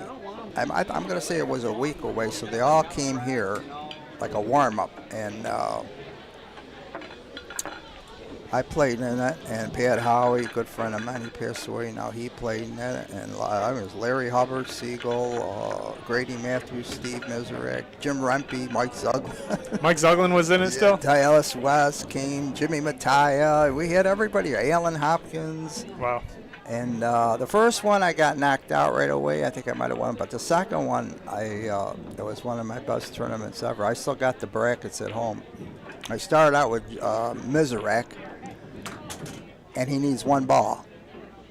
And he's a little on the heavy side, so he's stretching for this shot, and he hangs it. Well, I run 45 and out to win it. Holy crap. And that made my whole tournament. And, you know, 45 and out? Yeah, they were asking Miserek, this is, you know, how do you feel you got beat by this local guy, you know? And he says, no, he says, I don't feel bad. He says, that guy could play, you know? He says, that guy's a pretty good player. So now I got to play Jim Rempe, my next match. I go out in 2 innings. I run like a 75, and like it was going to 150. Wait, you get out in 2 innings? Yeah, I went out in 2 innings on Rempe. Now my next match is Zuglin. Wait. So you had 2 runs against Rempe? Yeah, pretty much. What were they? Like a 75. I don't remember. It was like a 75 and a 60.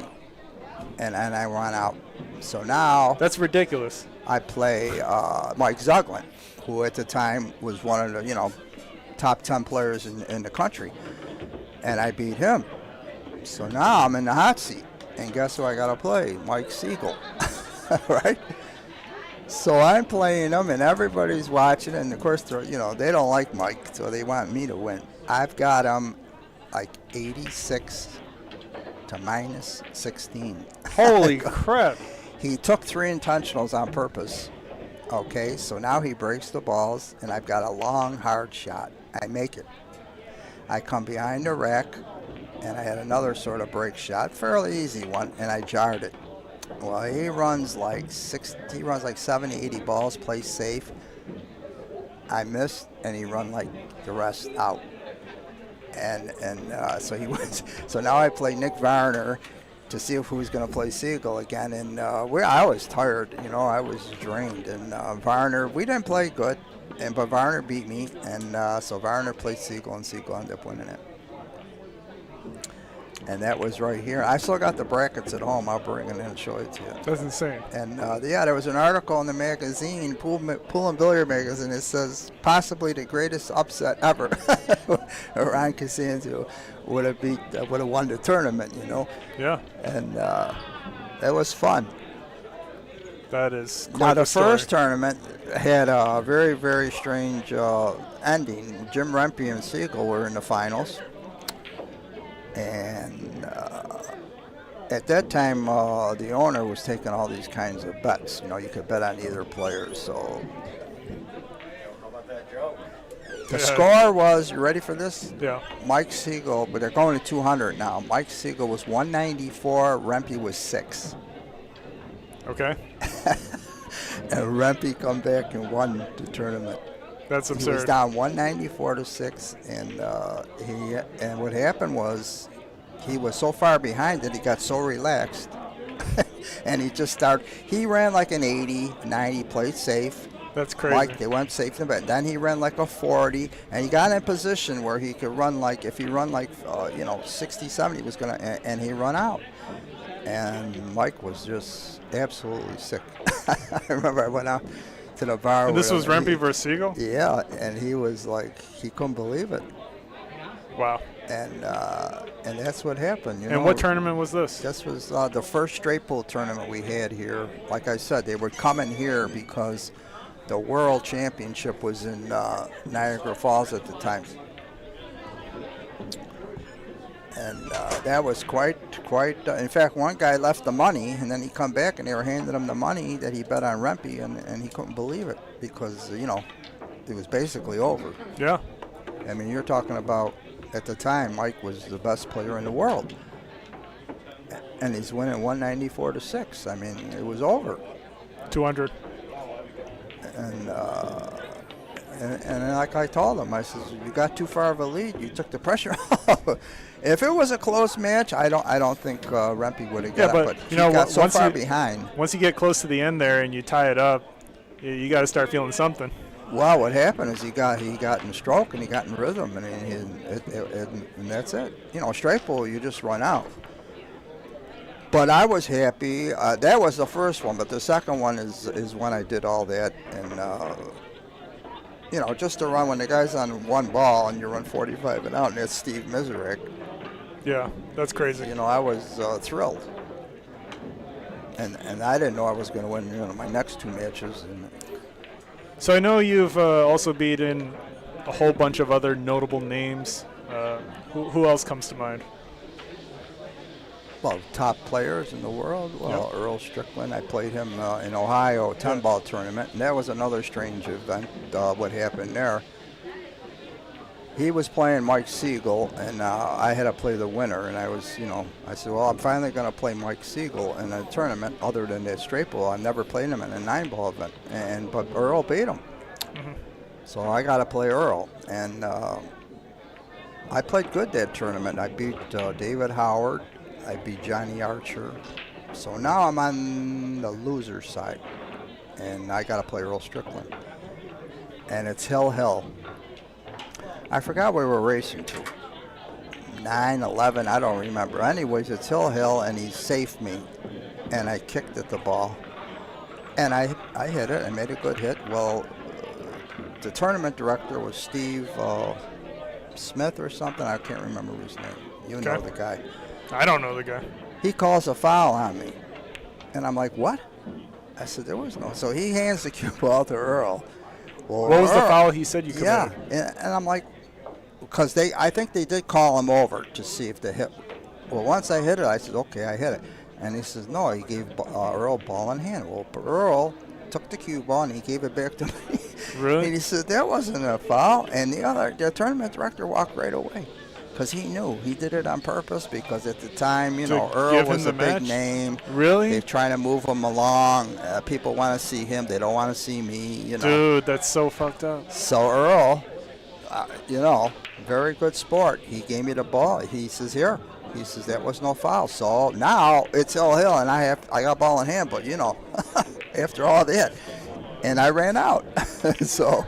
Wow. I ran out to beat him, and I moved along. And eventually, David Howard beat me. Let's say you didn't take ball in hand, like you didn't put the cue ball anywhere, but you left it where the ball originally landed. Did you have a good out from there? I don't remember. All I know is he handed me the cue ball, and he says, here, you got ball in hand. Wow. And the other guy didn't even argue. He walked away to tournament director because he knew what he did, and it was terrible. I mean, I was like stunned. I mean, what do you mean foul? It was up. That's insane. So what about I played him in Ohio in Starchers, and I had him 10-5 going to 11, Earl, and I never got to shoot again. Really? He read 6 racks. Yeah. What about your was win against Johnny Archer? That was the same tournament. That was a 10-ball tournament, and I felt pretty good with 10-ball because anything crazy happened in that one? No, I beat him pretty good. But see, here's what was happening. There wasn't too many 10-ball tournaments back then, and these guys were so used to 9-ball. It was a little different because they couldn't run out a lot. You know what I mean? They had to move, and it sort of fell into my game because I was playing really good saves at the time, and I enjoyed it.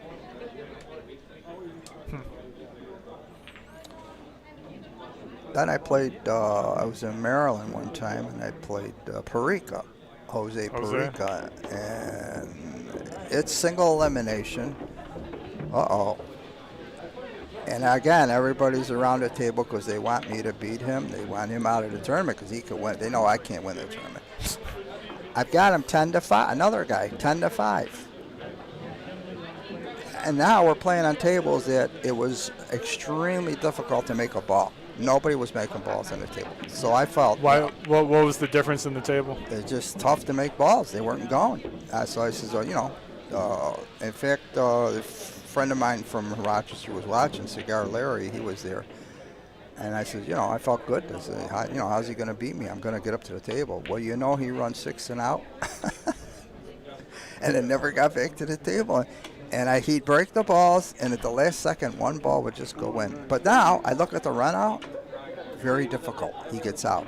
Same thing. Every rack was the same way. A ball would just drop in, but I says, tough run out, right? He kept getting out. And I've seen this guy do this before with other players. He's got a big heart. And you're like, damn, now he's doing it to me. So now it's 10-10, and he gets straight on the 8 in the side, and the 9's on the spot. He's on the rail, so he can't go. So he just rolls it in, and now he's got like a spot shot, right? So I'm thinking he's just going to, hit it normal, cut it ball. Well, he hits it with like a draw, and he hits it so hard, and the cue ball goes back and forth like this, and he makes it. And I lost, and I'm like, what the heck? And everybody's telling me, why didn't you do something? I said, what do you want me to do, tackle him, No, they says, you go to the bathroom. He said, well, I'm not into that. I said, I'm not, I just sit there and watch. As the guy gets out, he got out. Damn, that's insane. So that was some strange matches that I had. Him and Earl did the same thing to me.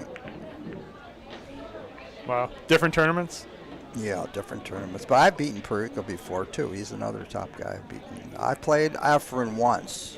Really? Yeah, I drew him in the first round in the Glass City Open. We were in Toledo, and I played horrible, and he played bad. I shot every rack, and I got killed. Wow. But, back then What was the final score? I must have got 3, 11-3, and I shot every rack, and I just played terrible, but so did he. Well, was there any additional pressure for you because it was Efren? No, I just enjoyed, I said, okay, I'm playing this guy. I never played him before, and I told I told Siegel, I said, gee, you guy played horrible. I shot every rack, He ended up being in the finals of that tournament with Buddy Hall, and Buddy Hall beat him in the finals.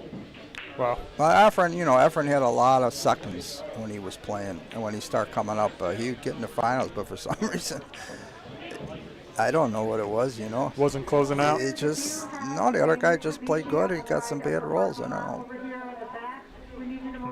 But everybody knew that this guy was something special, You could just see it.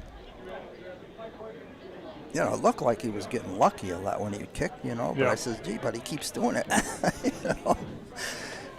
I says, I guess there's some luck to it. I mean, I don't know. To me, the guy was destined, because you see things like it just didn't make sense to me.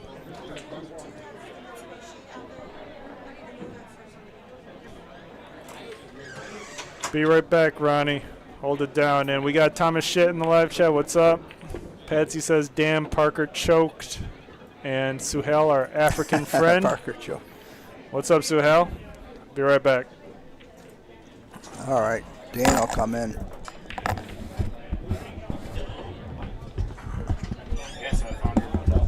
Hey, they left some money for me. Yeah, I saw that. I just showed it to him. Yeah, so Ronnie was telling me the story, and I'd heard it before, but I was like, I'm pretty good at Googling, so went and found it. It was tough. There's literally... I couldn't find it. I Googled it, too. There's one article about it. Yeah. It's a Facebook post that from was like it. 2003. And I looked at it. I said, yeah, that's it. And I found...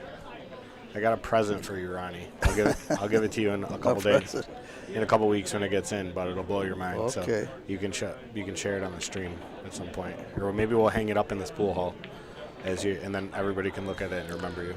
Now it says it closed in the 1970s. I saw that because you said you were there in the 80s. I'm gonna sure, unless it was late 70s. Yeah, it could have been like 79 or something, or it could have been early 80s too, and whoever wrote that post wasn't exact. Yeah, I don't remember how long ago it was. So see, it says this on there, but I actually couldn't find that comment anywhere at all on Facebook. It just shows it on the Google search, which is very strange. I couldn't find that actual comment. Well, but it says all closed but changed owners in 1994, so it doesn't really say. But that blurb, I couldn't actually find when you click that link. Yeah. It's nowhere on there. So it's kind of strange that it is possible that it was late 70s, but I'm trying to think of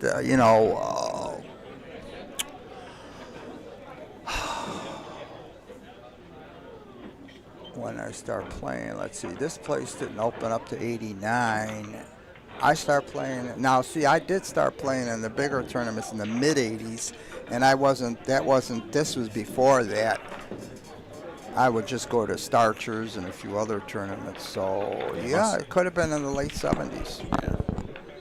Well, it was a real place. I was kind of almost hoping that it wasn't. Oh no, I know it was real. Well, no, you don't know that. It could have been a fake. No. They make movies and stuff. I was about there. That I know it was real. Like the Angels in the Outfield and everything. You know. Oh yeah, that was a good movie. I like that. Yeah, those are good. Yeah, I was laughing. I was telling Laura about it on the way home, and because I was telling her about how you got caught on the Parkway and had to walk 3 miles, and she was laughing. Yeah, because I ran out of gas. That was funny. Man, I can't believe Parker missed that 8 ball last time. He had ball in hand with 1 ball left, and he. Oh really? I wasn't paying attention. I was telling him the stories. Yeah, those are good. It's a good. Like I don't know either one of these guys really.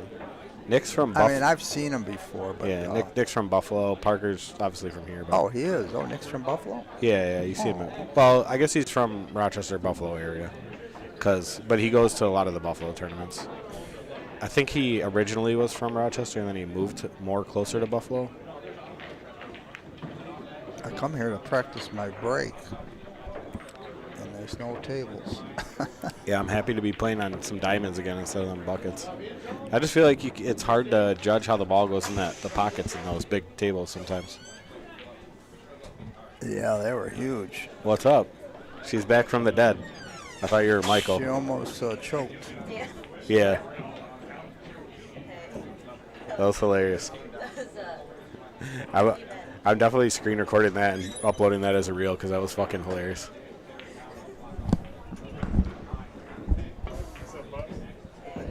Let me know when a table opens up. See if is my stick still there? Yeah. Got to keep an eye on that. I got to practice my break.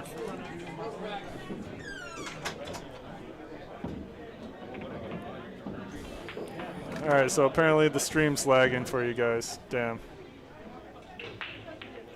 Let me turn off some TVs and see if it gets better. Pretty bad here, it says. It's lagging. Be right back.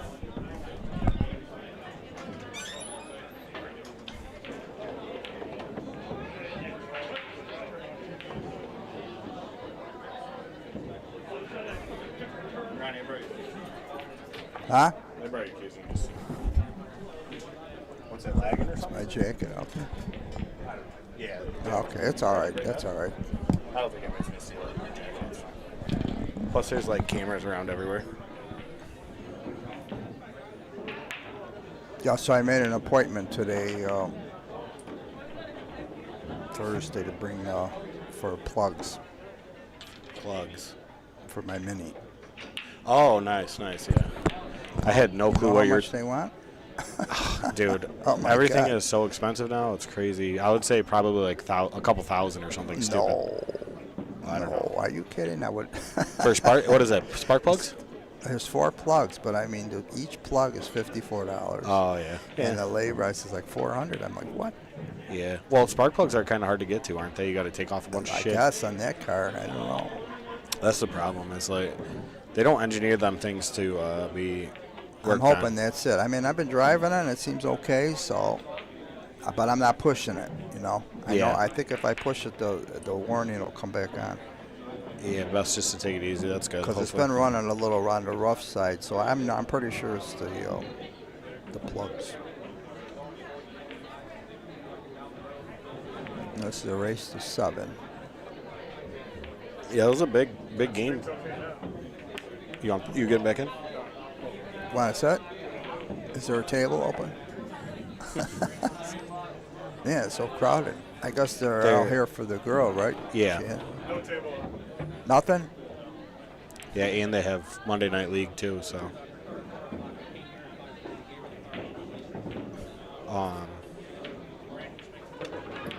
Yeah, that was a big miss by Parker there. He played, what he did, Ronnie, was the cue ball, the ball was right here on the first diamond, and he got really flat on it, and he tried to like kind of punch it in, and it killed it. F1 and F2. Okay, thank you, Michael.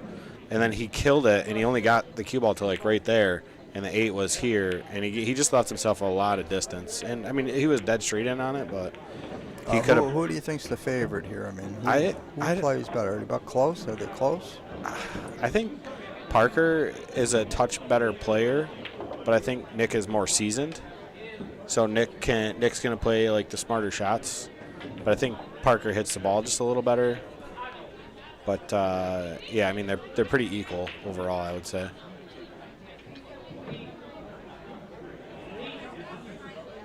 I mean, if like Parker's gonna play a lot more risky shots, but he has a good stroke and he can make them. But it's just, does he make it? Like he had ball in hand and he tried to play 2 rails, and I think he gave himself more angle and just played 1 rail and got way closer to the 8. Could have even played 2 rails with more angle too, but he just doesn't kind of know some of those shots. Let's see what he's going to do here. He should play some kind of safe. I think he's cutting the 13 and then trying to miss the 8. He should drop the cue ball onto the other side. You know, he just tied everything up. Because, well, right here he could break them open with, I think it's the 14, right? Yeah. Got to draw back a little bit. No, we'll just come out. I don't know what he's doing. See, he's not. What do you think about drawing over and playing the 9, splitting the 1-8, and then playing the 14? Oh. No, I mean, he should have come around here with a nice angle, see it? And then, in other words, you leave that ball, when you're going into the stack, you have a little insurance. Mm-hmm. So you play this ball, come out, give yourself an angle, and then go in, and then you still got the insurance ball in case you don't get a shot. Mm-hmm. That he could have ran out. Now the other guy, I mean, his objective is he has to break open the little stack here. I don't really see anything off the bat, anything real good. I would maybe just dink that 6 ball over to the corner there, try and get it underneath the 10, leave the cue ball down there. Well, whenever you feel like you can't run out, your next best option is to put a ball next to the trouble spot. Okay. So you should bank the 6 down. See, that's no good. The more balls you make, the worse. Yeah, I agree with that. In other words, you bank the 6 down in this area somewhere in case you get, so you could break into those balls. Oh, try and put it in front of the side or something? Yeah. Yeah, that's a good You always try to put a ball next to the trouble spot. I was thinking a little more defensively, try and take the 10 ball pocket away. Is it possible he could bank this ball? I mean, if he could, he could take a chance and go for it. Oh, yeah, I don't don't think that's in there. Oh, it was possible. I think. Okay, so now the other guy can run out if. Yeah, I think that 14 either plays off the 7 or just you could thin it and actually go into if those. he's not confident with the shot, just play safe right here.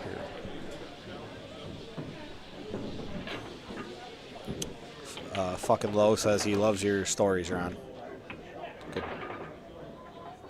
Good. Me and Laura were listening to him on the way down, way over here. Uh-oh. All right. Still alive. Wow, you see, he almost he could have lost the game there for scratch. Yeah, this is tough. I don't think it passes the 8, but it's. Let me see if I can. Not really too much from there.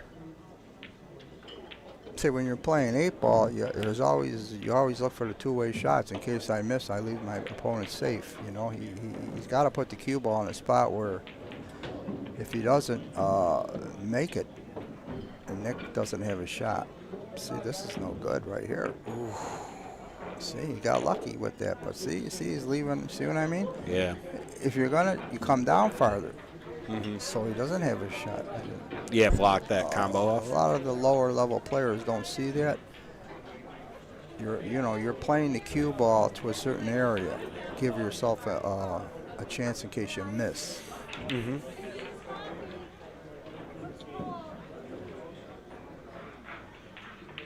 I kind of like just stopping the cue ball behind this 1. You could like 3-rail this 1 back out of there. Yeah, he could play safe, or he could try to break it open with the 6 somehow. Yeah, I think he's gonna go for the. Yeah, I'm not sure what that was. Kind of like a half-hearted effort. It looked like to me. Didn't really want to make it. Okay, again now this guy could win right here. Just pocket this 9. That 9 ball's a little high. And break the 8 out. Just a little inside. Break the 8 out, and it's home free. That's it. Not bad. You got a little bit of a bad roll there. I'm not sure if you could cut it or bank it. Looks like he's going to be running into the 8. Let me see if. Can't really tell from any angles. Well, as long as he makes it, it doesn't matter if he runs into the 8 because he's going to have a shot. Unless he pushes the 8 to the rail. Oh. That's a good shot. Nice. Okay, he should win from here now. All right. He could stop it. He could draw it back. I like drawing it back. I don't want to play the ball on the side. Oh, Thorcod says Nick also plays in the Big Table League, so he probably played Nick a couple times in that.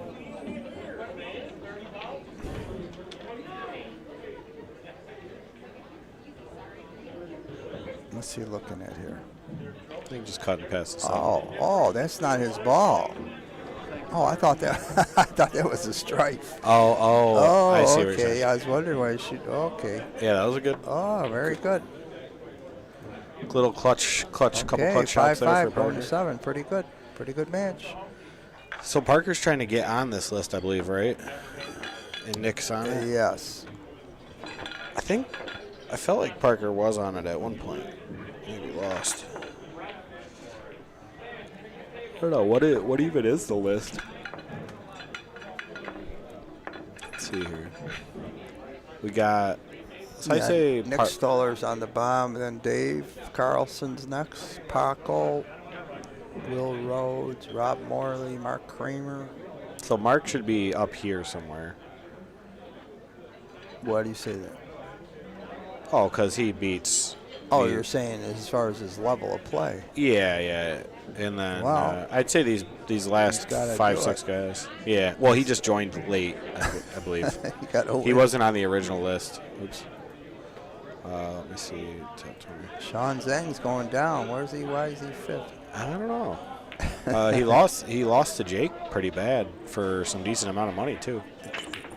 I don't know if he's just not been playing. I know he went to China a bunch, and do you know why?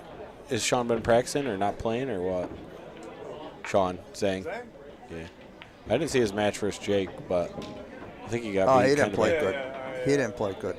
I think he was in China for like a month. We're waiting for Case to come That's back. what I said. He'd just been traveling. Where's Case? We're missing Case. Oh, okay. Case is do I like. have a match somewhere? No one wants to play. Why not? I'm playing bad. Maybe I should just change my match to Case to Ronnie. Why, you supposed to play Case? Yeah, I was supposed to play Case, but he literally left the country, so he didn't have to play me. So I'll just challenge Ronnie. I said I was going to go up the list one by one anyways, so. We got both of you right here. As soon as possible. What is today You guys even? can play Monday? Thursday. Thursday? I'm good with Thursday. Thursday? What time? 7. Okay, Thursday at 7. Yeah. I got to bring my car in Thursday. Oh, yeah. Hopefully it'll be all right. Yeah, let me know. Just text me or whatever. I don't care. I'll be. Yeah, mark it in. I'll be here Thursday. He's going like, what time are you going Thursday? Oh, early, 10 o'clock in the morning. Yeah, he's It's on the only an retired hour. life. It's only an hour. $400 spark plugs. Well, when did you buy that car? 22. Actually, any chance you guys could do Saturday instead of Thursday? Nope. You No, guys we're are out of town. Okay, so Thursday. Jake's supposed to be playing there too. He said he was going to play. He just clipped that 3 a little hard. And I'll talk to him about our match if he shows up in Syracuse. Who? Jake. He said he was going to play. No, he's going to play in Syracuse, the tournament. Yeah, that's the last thing he texted me. He wanted to know what time he had to be there, and he says, okay. March 22nd, I think. Oh, as far as me and him? Oh, okay. Ask him to reconfirm. Where'd you get that date? From him. Oh, okay. March. What is it? That's a Saturday or Sunday? Huh? Sunday. Oh, Sunday? I'll race to 25? All right, I got to bring my protein drinks. That was a little bit of a deceleration. I got tired last time. He wore me out. Still. Well, yeah. You don't think I was going to lose, did you? No, he plays good. Yeah, Jake's been playing real solid, especially in those long races. I got to play good to beat him. Yep. Yeah, I mean, it's tough. He's in good shape. You know, he's ready to grind it out. He loves grinding the long races. I was talking to him after he played you,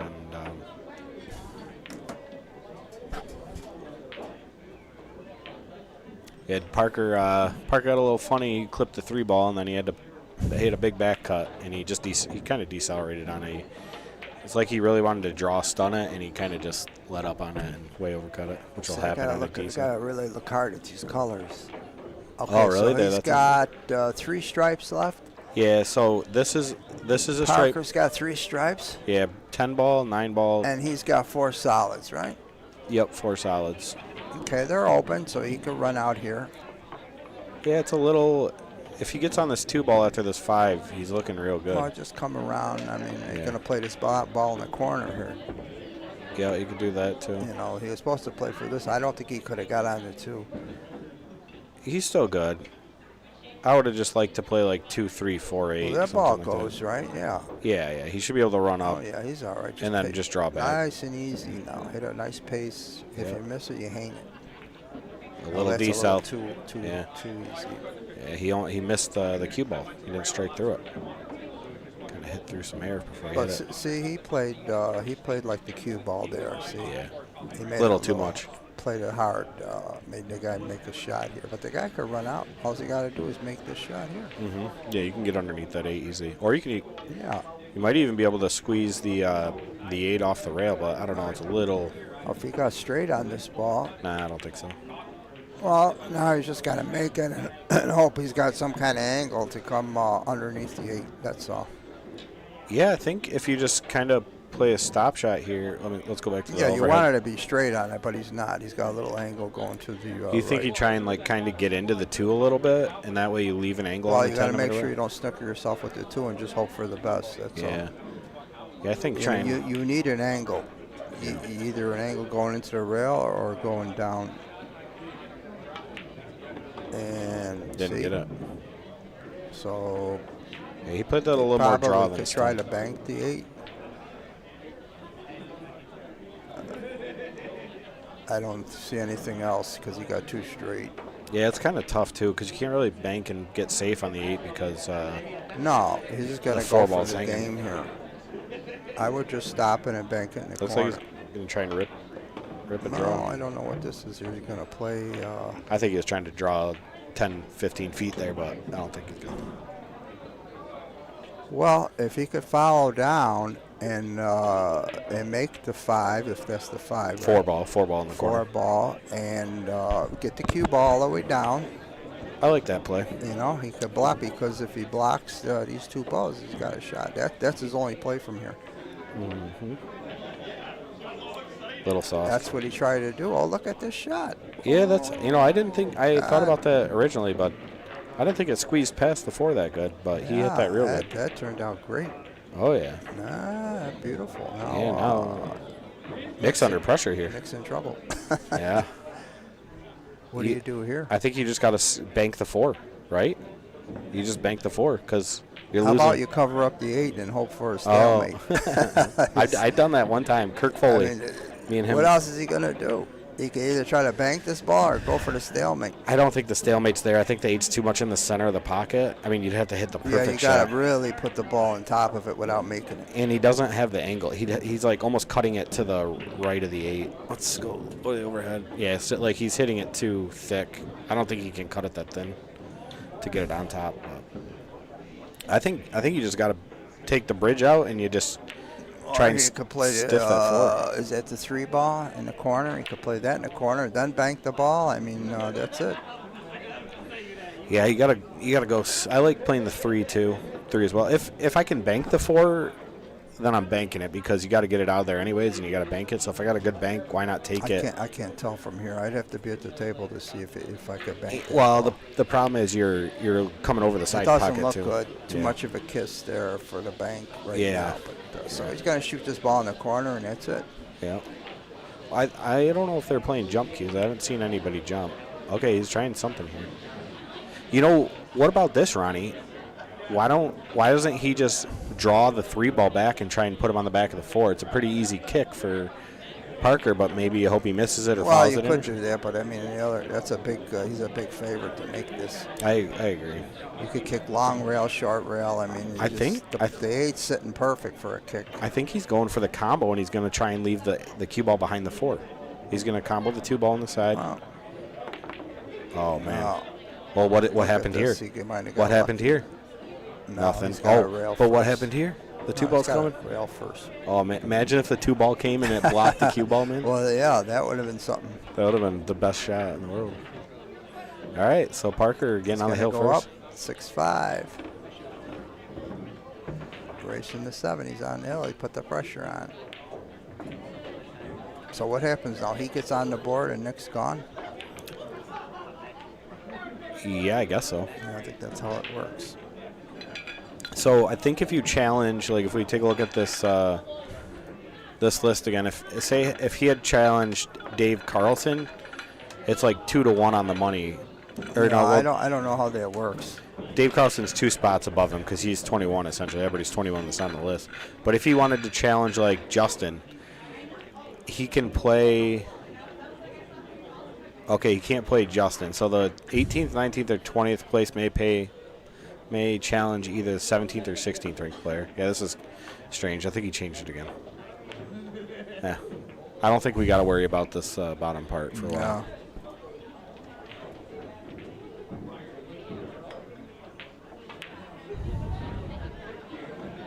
Let's see how he breaks. He's getting a good pop on it earlier. He's got a good break stroke. He gets some good power. Cue ball's not bad.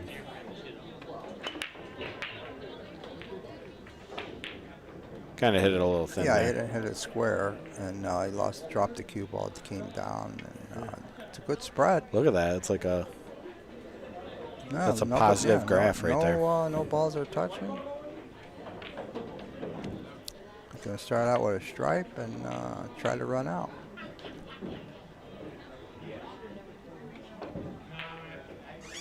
Yeah, if that 9 ball goes. Definitely possible. If the 9 goes on the side, that's a good. You want to sit? Here you go. You could sit. Everybody likes it. But there's no table. No, still no table. Wow. I'll show you right now. He said, come this time, and there was no tables. Now, what time you close? Midnight? Yeah. I got time. Well, you got table 1 after they're done. Oh, okay. Right? Yeah, but see, there's tables that doesn't help me. Why? Well, it's a little different breaking on that table. When you go to Syracuse, they got the regular diamonds like you have. And Nick Stoller with a surprising miss here on the 13. Maybe Charlotte will play me. What, tonight? A challenge match. Not a challenge match, but a Yeah. gambling match. So we got F Luck now in the chat too. What's up? We got Bubs, Patsy. Where do you see all these names?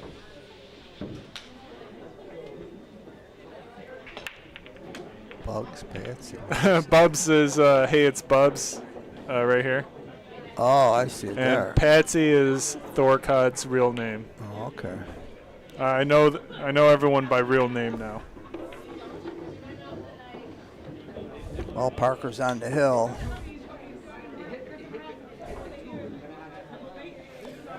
Yeah. And good job by Parker because he was down to start. And, you know, he's been able to catch back up. Yeah, he made a nice shot in the 8 last rack. Good. Was it the thin cut? No, what he did is he played it off Nick's ball, and he hung it, and it put Nick under a lot of stress, and that was it. And then he ended up, it hung in the pocket, yep. Yeah, then he ended up going rail first. I mean, Nick was in a trap. Yeah. Yeah, well done to Just had Parker make, there. Make the ball in the corner, but he went for the combo, and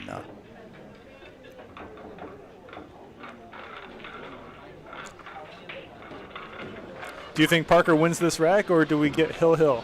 What do you think? well, the balls I don't think are runnable for him right now. Again, I can't. Is this a solid? This is the 3, and that's the 11. Okay. Well, I guess they were runnable now. And they're runnable for the stripes. They are. But tougher to run just because of where that, what ball is that, the 15? The Yeah, 15's he's got to a get little rid weird. of the other ball underneath it in the corner, and then then it goes. In fact, that's the problem ball right now. He could either play it in the opposite corner too.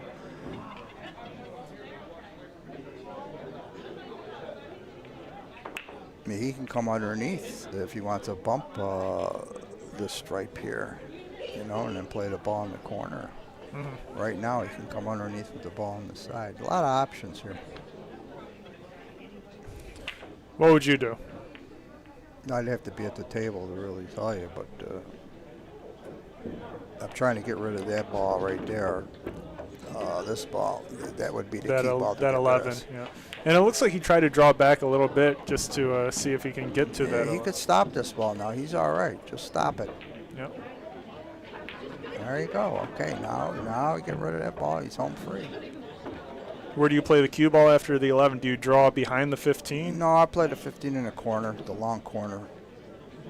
Just roll it? Yeah, just roll this and get between these two stripes. Are these two solids? A little harder. Okay. No, this is good. Perfect. This yeah. is real nice.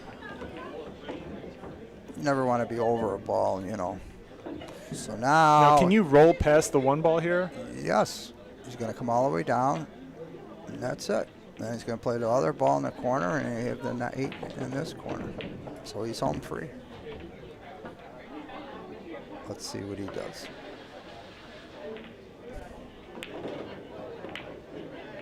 Oh, I see it. A little bit of funny angle there. Yeah. So, tough shot here. He's got the bank. F Luck now says, come on, Nick, make it Hill. But, even if you make the bank. I can bank this and 3-rail the cue ball and hope you get a shot. Do you have to, avoid the 2 and the 5 here? Yeah, or? I think you're going to come close to it. Oh, he missed it. Oh, on the way back. He missed it. Well, he come back. He left it tough. Yeah, he got lucky there. Yeah. He's over a ball, but good leave. So now you look to, concentrate on where the cue ball is going, try to play some kind of safe in case you miss. And I think this is what he's doing. He's playing a safe. This is tough. It's pretty good. Pretty good save. Good shot. It looks like he might have the cut, right? On the 12? Yeah, all the way down. Yeah, but you know, shooting over that 5 ball makes it so tough. What else you going to do? No, you're going to go for the shot. But You could play some kind of safe. Thin this, is that the 9? it is.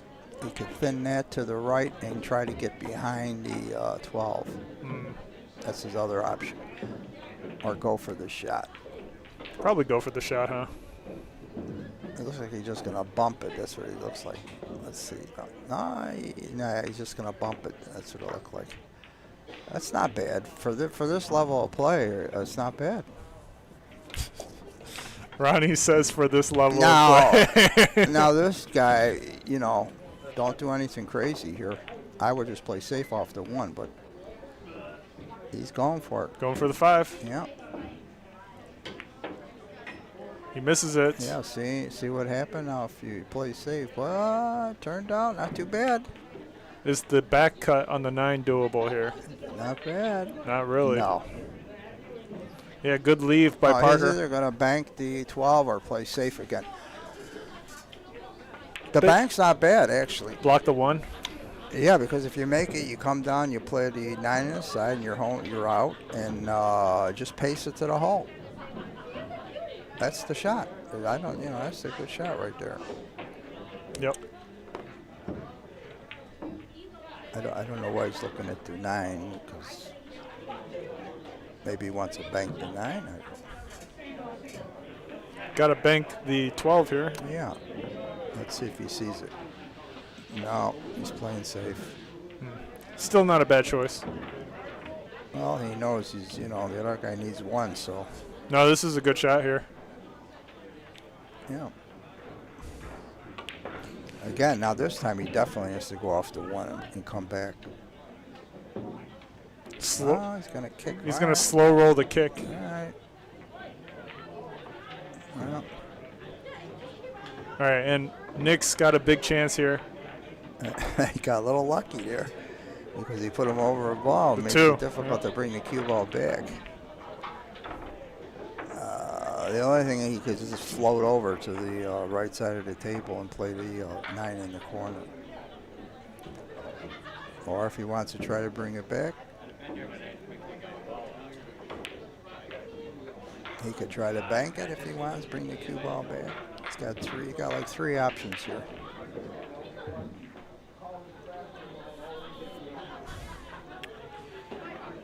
Really important shot on the 12 ball here.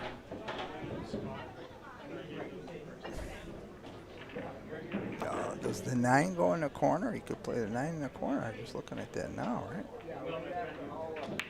And yeah, come out. That might be the shot right there. 9 in the corner and come 2 rails out for the 12. That's what he's doing. No, he's not doing that. Unless it doesn't go. I can't tell. No, it does go. Yeah, he's missing the shot here, playing 9 in the corner. You see it? And right in between is yeah, look at this. Well, I definitely sense a safety player coming up. Yeah. All you got to do is stop it or bump this ball. Don't want to scratch. There it is. Nice shot. All right, Nick Stoller back at the table. He's got a tough kick to make. You might as well go for it because if you miss, you're gonna give him ball in hand. So you might as well. Do you go for the jump here for the 9 into the corner? A jump? Yeah. I don't think the jump's sitting good. The 2 there, I think that's the 2 ball. It's too far away. Really? Well, I mean, I'm thinking with a regular stick. No, with the jump cue. Yeah, I'm so used to. I don't have play with a jump stick, so.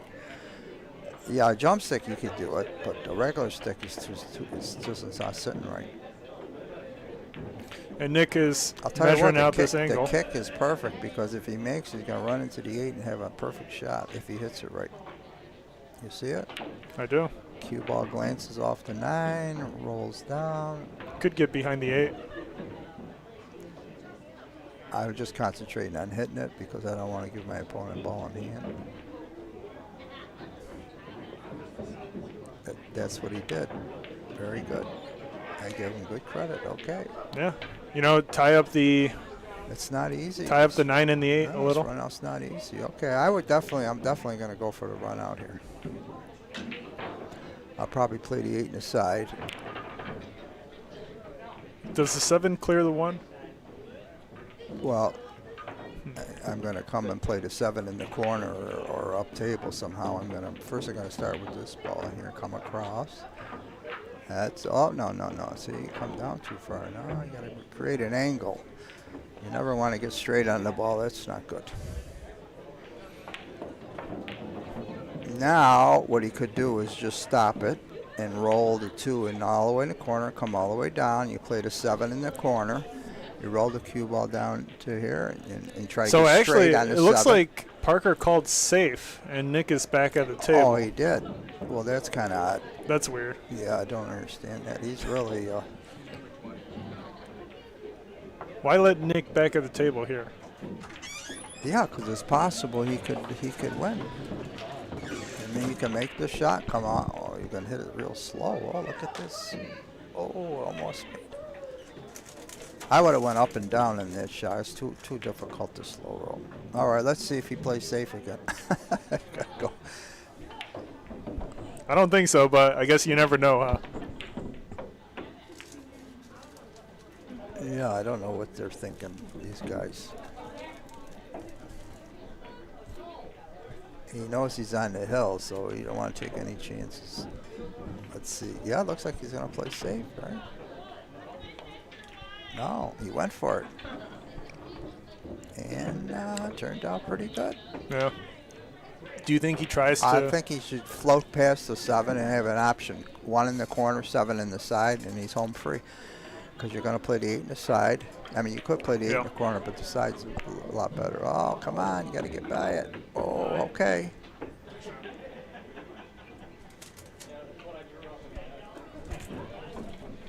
I don't know how much of an angle he has on the 7. If it's too much, I mean, I'd still play the 7.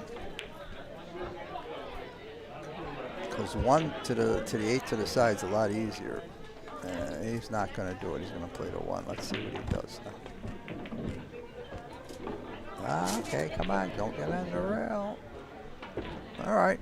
Okay, he's all right. You go right into the rail, come right back out, play the 8 inside. Parker looking to make it 7-5. Oh, no. Hit it. Oh, no, this is good. It. Yeah, but it made it difficult. I think it's good. He still got it.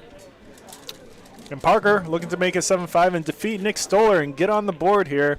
Get on the board. As the new number 20 ranked player. And then he's got to play me. And then he's going to play Ron Costanzo for all the money, right? All right, let's see. What, are you looking at the corner? No, really? Yeah, it looked like he's playing. Oh, it must go. Wow. Well, if it goes, that's a shot. There it is. He made it. Oh. And Parker Canarvis defeats Nick Stoller. Oh, I get to play. All right. I got to go. See if Charlotte wants to play. Yeah, well done to Parker here.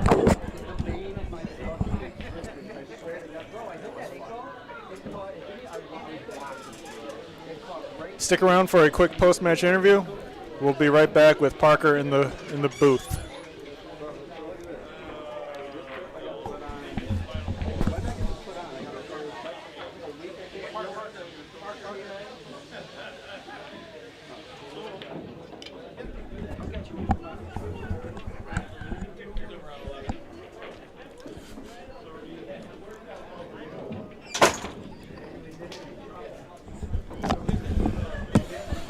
All right, I am here with the winner, Parker Canarvis. He defeats Nick Stoller 7-5, and it kind of looked like you didn't even know you won. No, I didn't. I thought we were going to 9. I genuinely thought we were going to 9. Well, good win. I'll take it. But, maybe if you knew you were on the hill, you missed the 8. Just kidding. Nah, maybe, dude, maybe. I mean, I missed a couple of easy 8s today. I hung one right in the corner for. I mean, yeah. it was straight in. And got down a little too fast on it. When you started out the match, you were down for probably the entire first half. Yeah, I think I won the first, and then he was up until the 6th, until I got 6. Yeah. What was going through your mind to try to make that comeback? I mean, so the last match I played, I sat like 3 days doing nothing but like thinking about the match. So my first thing was don't do that. Just like go in, play your game, play as good as you can, Yeah. and then if you win, you win. If you lose, you lose. Yeah, that other match you played, it was pretty rough. I've Yeah. never seen you play like that. It was. I put a lot of pressure on myself because I really, really wanted to win that. I really wanted to get it back on the list, and I don't know. If I don't do that, I think I play better. You know. Yeah. The less pressure I have, the more I can just like play my game. I think it benefits me a lot more. Yeah, and you definitely shot better today, and you were able to take the win. Brett Carlson in the live chat says, "Great job, Parker." Thanks, Brett. Patsy came up with the nickname Peter Parker for you. Oh, that's who Thorcott is Patsy? Yeah, you didn't know that? No, I didn't. That's awesome. And Patsy says, "You gonna play Ronnie next?" Yeah, sure. I'll just get smoked real quick. Sounds good. And let's take a look at this top 20 list here. You replace Nick Stoller, and you can challenge number 16 or 17. Those players do have some pending matches, so we have to wait for those to conclude. Okay. But any interest in either Rob Morley or Will Rhodes, or it doesn't matter? Yeah, no, definitely. I'll play either. But, I mean, if they have matches coming up, we got to see who's still there when the matches are over, so I don't want to lock my mind on anything too quick. Sounds good. But, yeah. All right, well done. Congratulations. I appreciate it. You're on the list. Yeah, finally, got back on. Sweet. And you're going to be seeing more Parker. Don't forget to like and subscribe, and we will see you guys next time.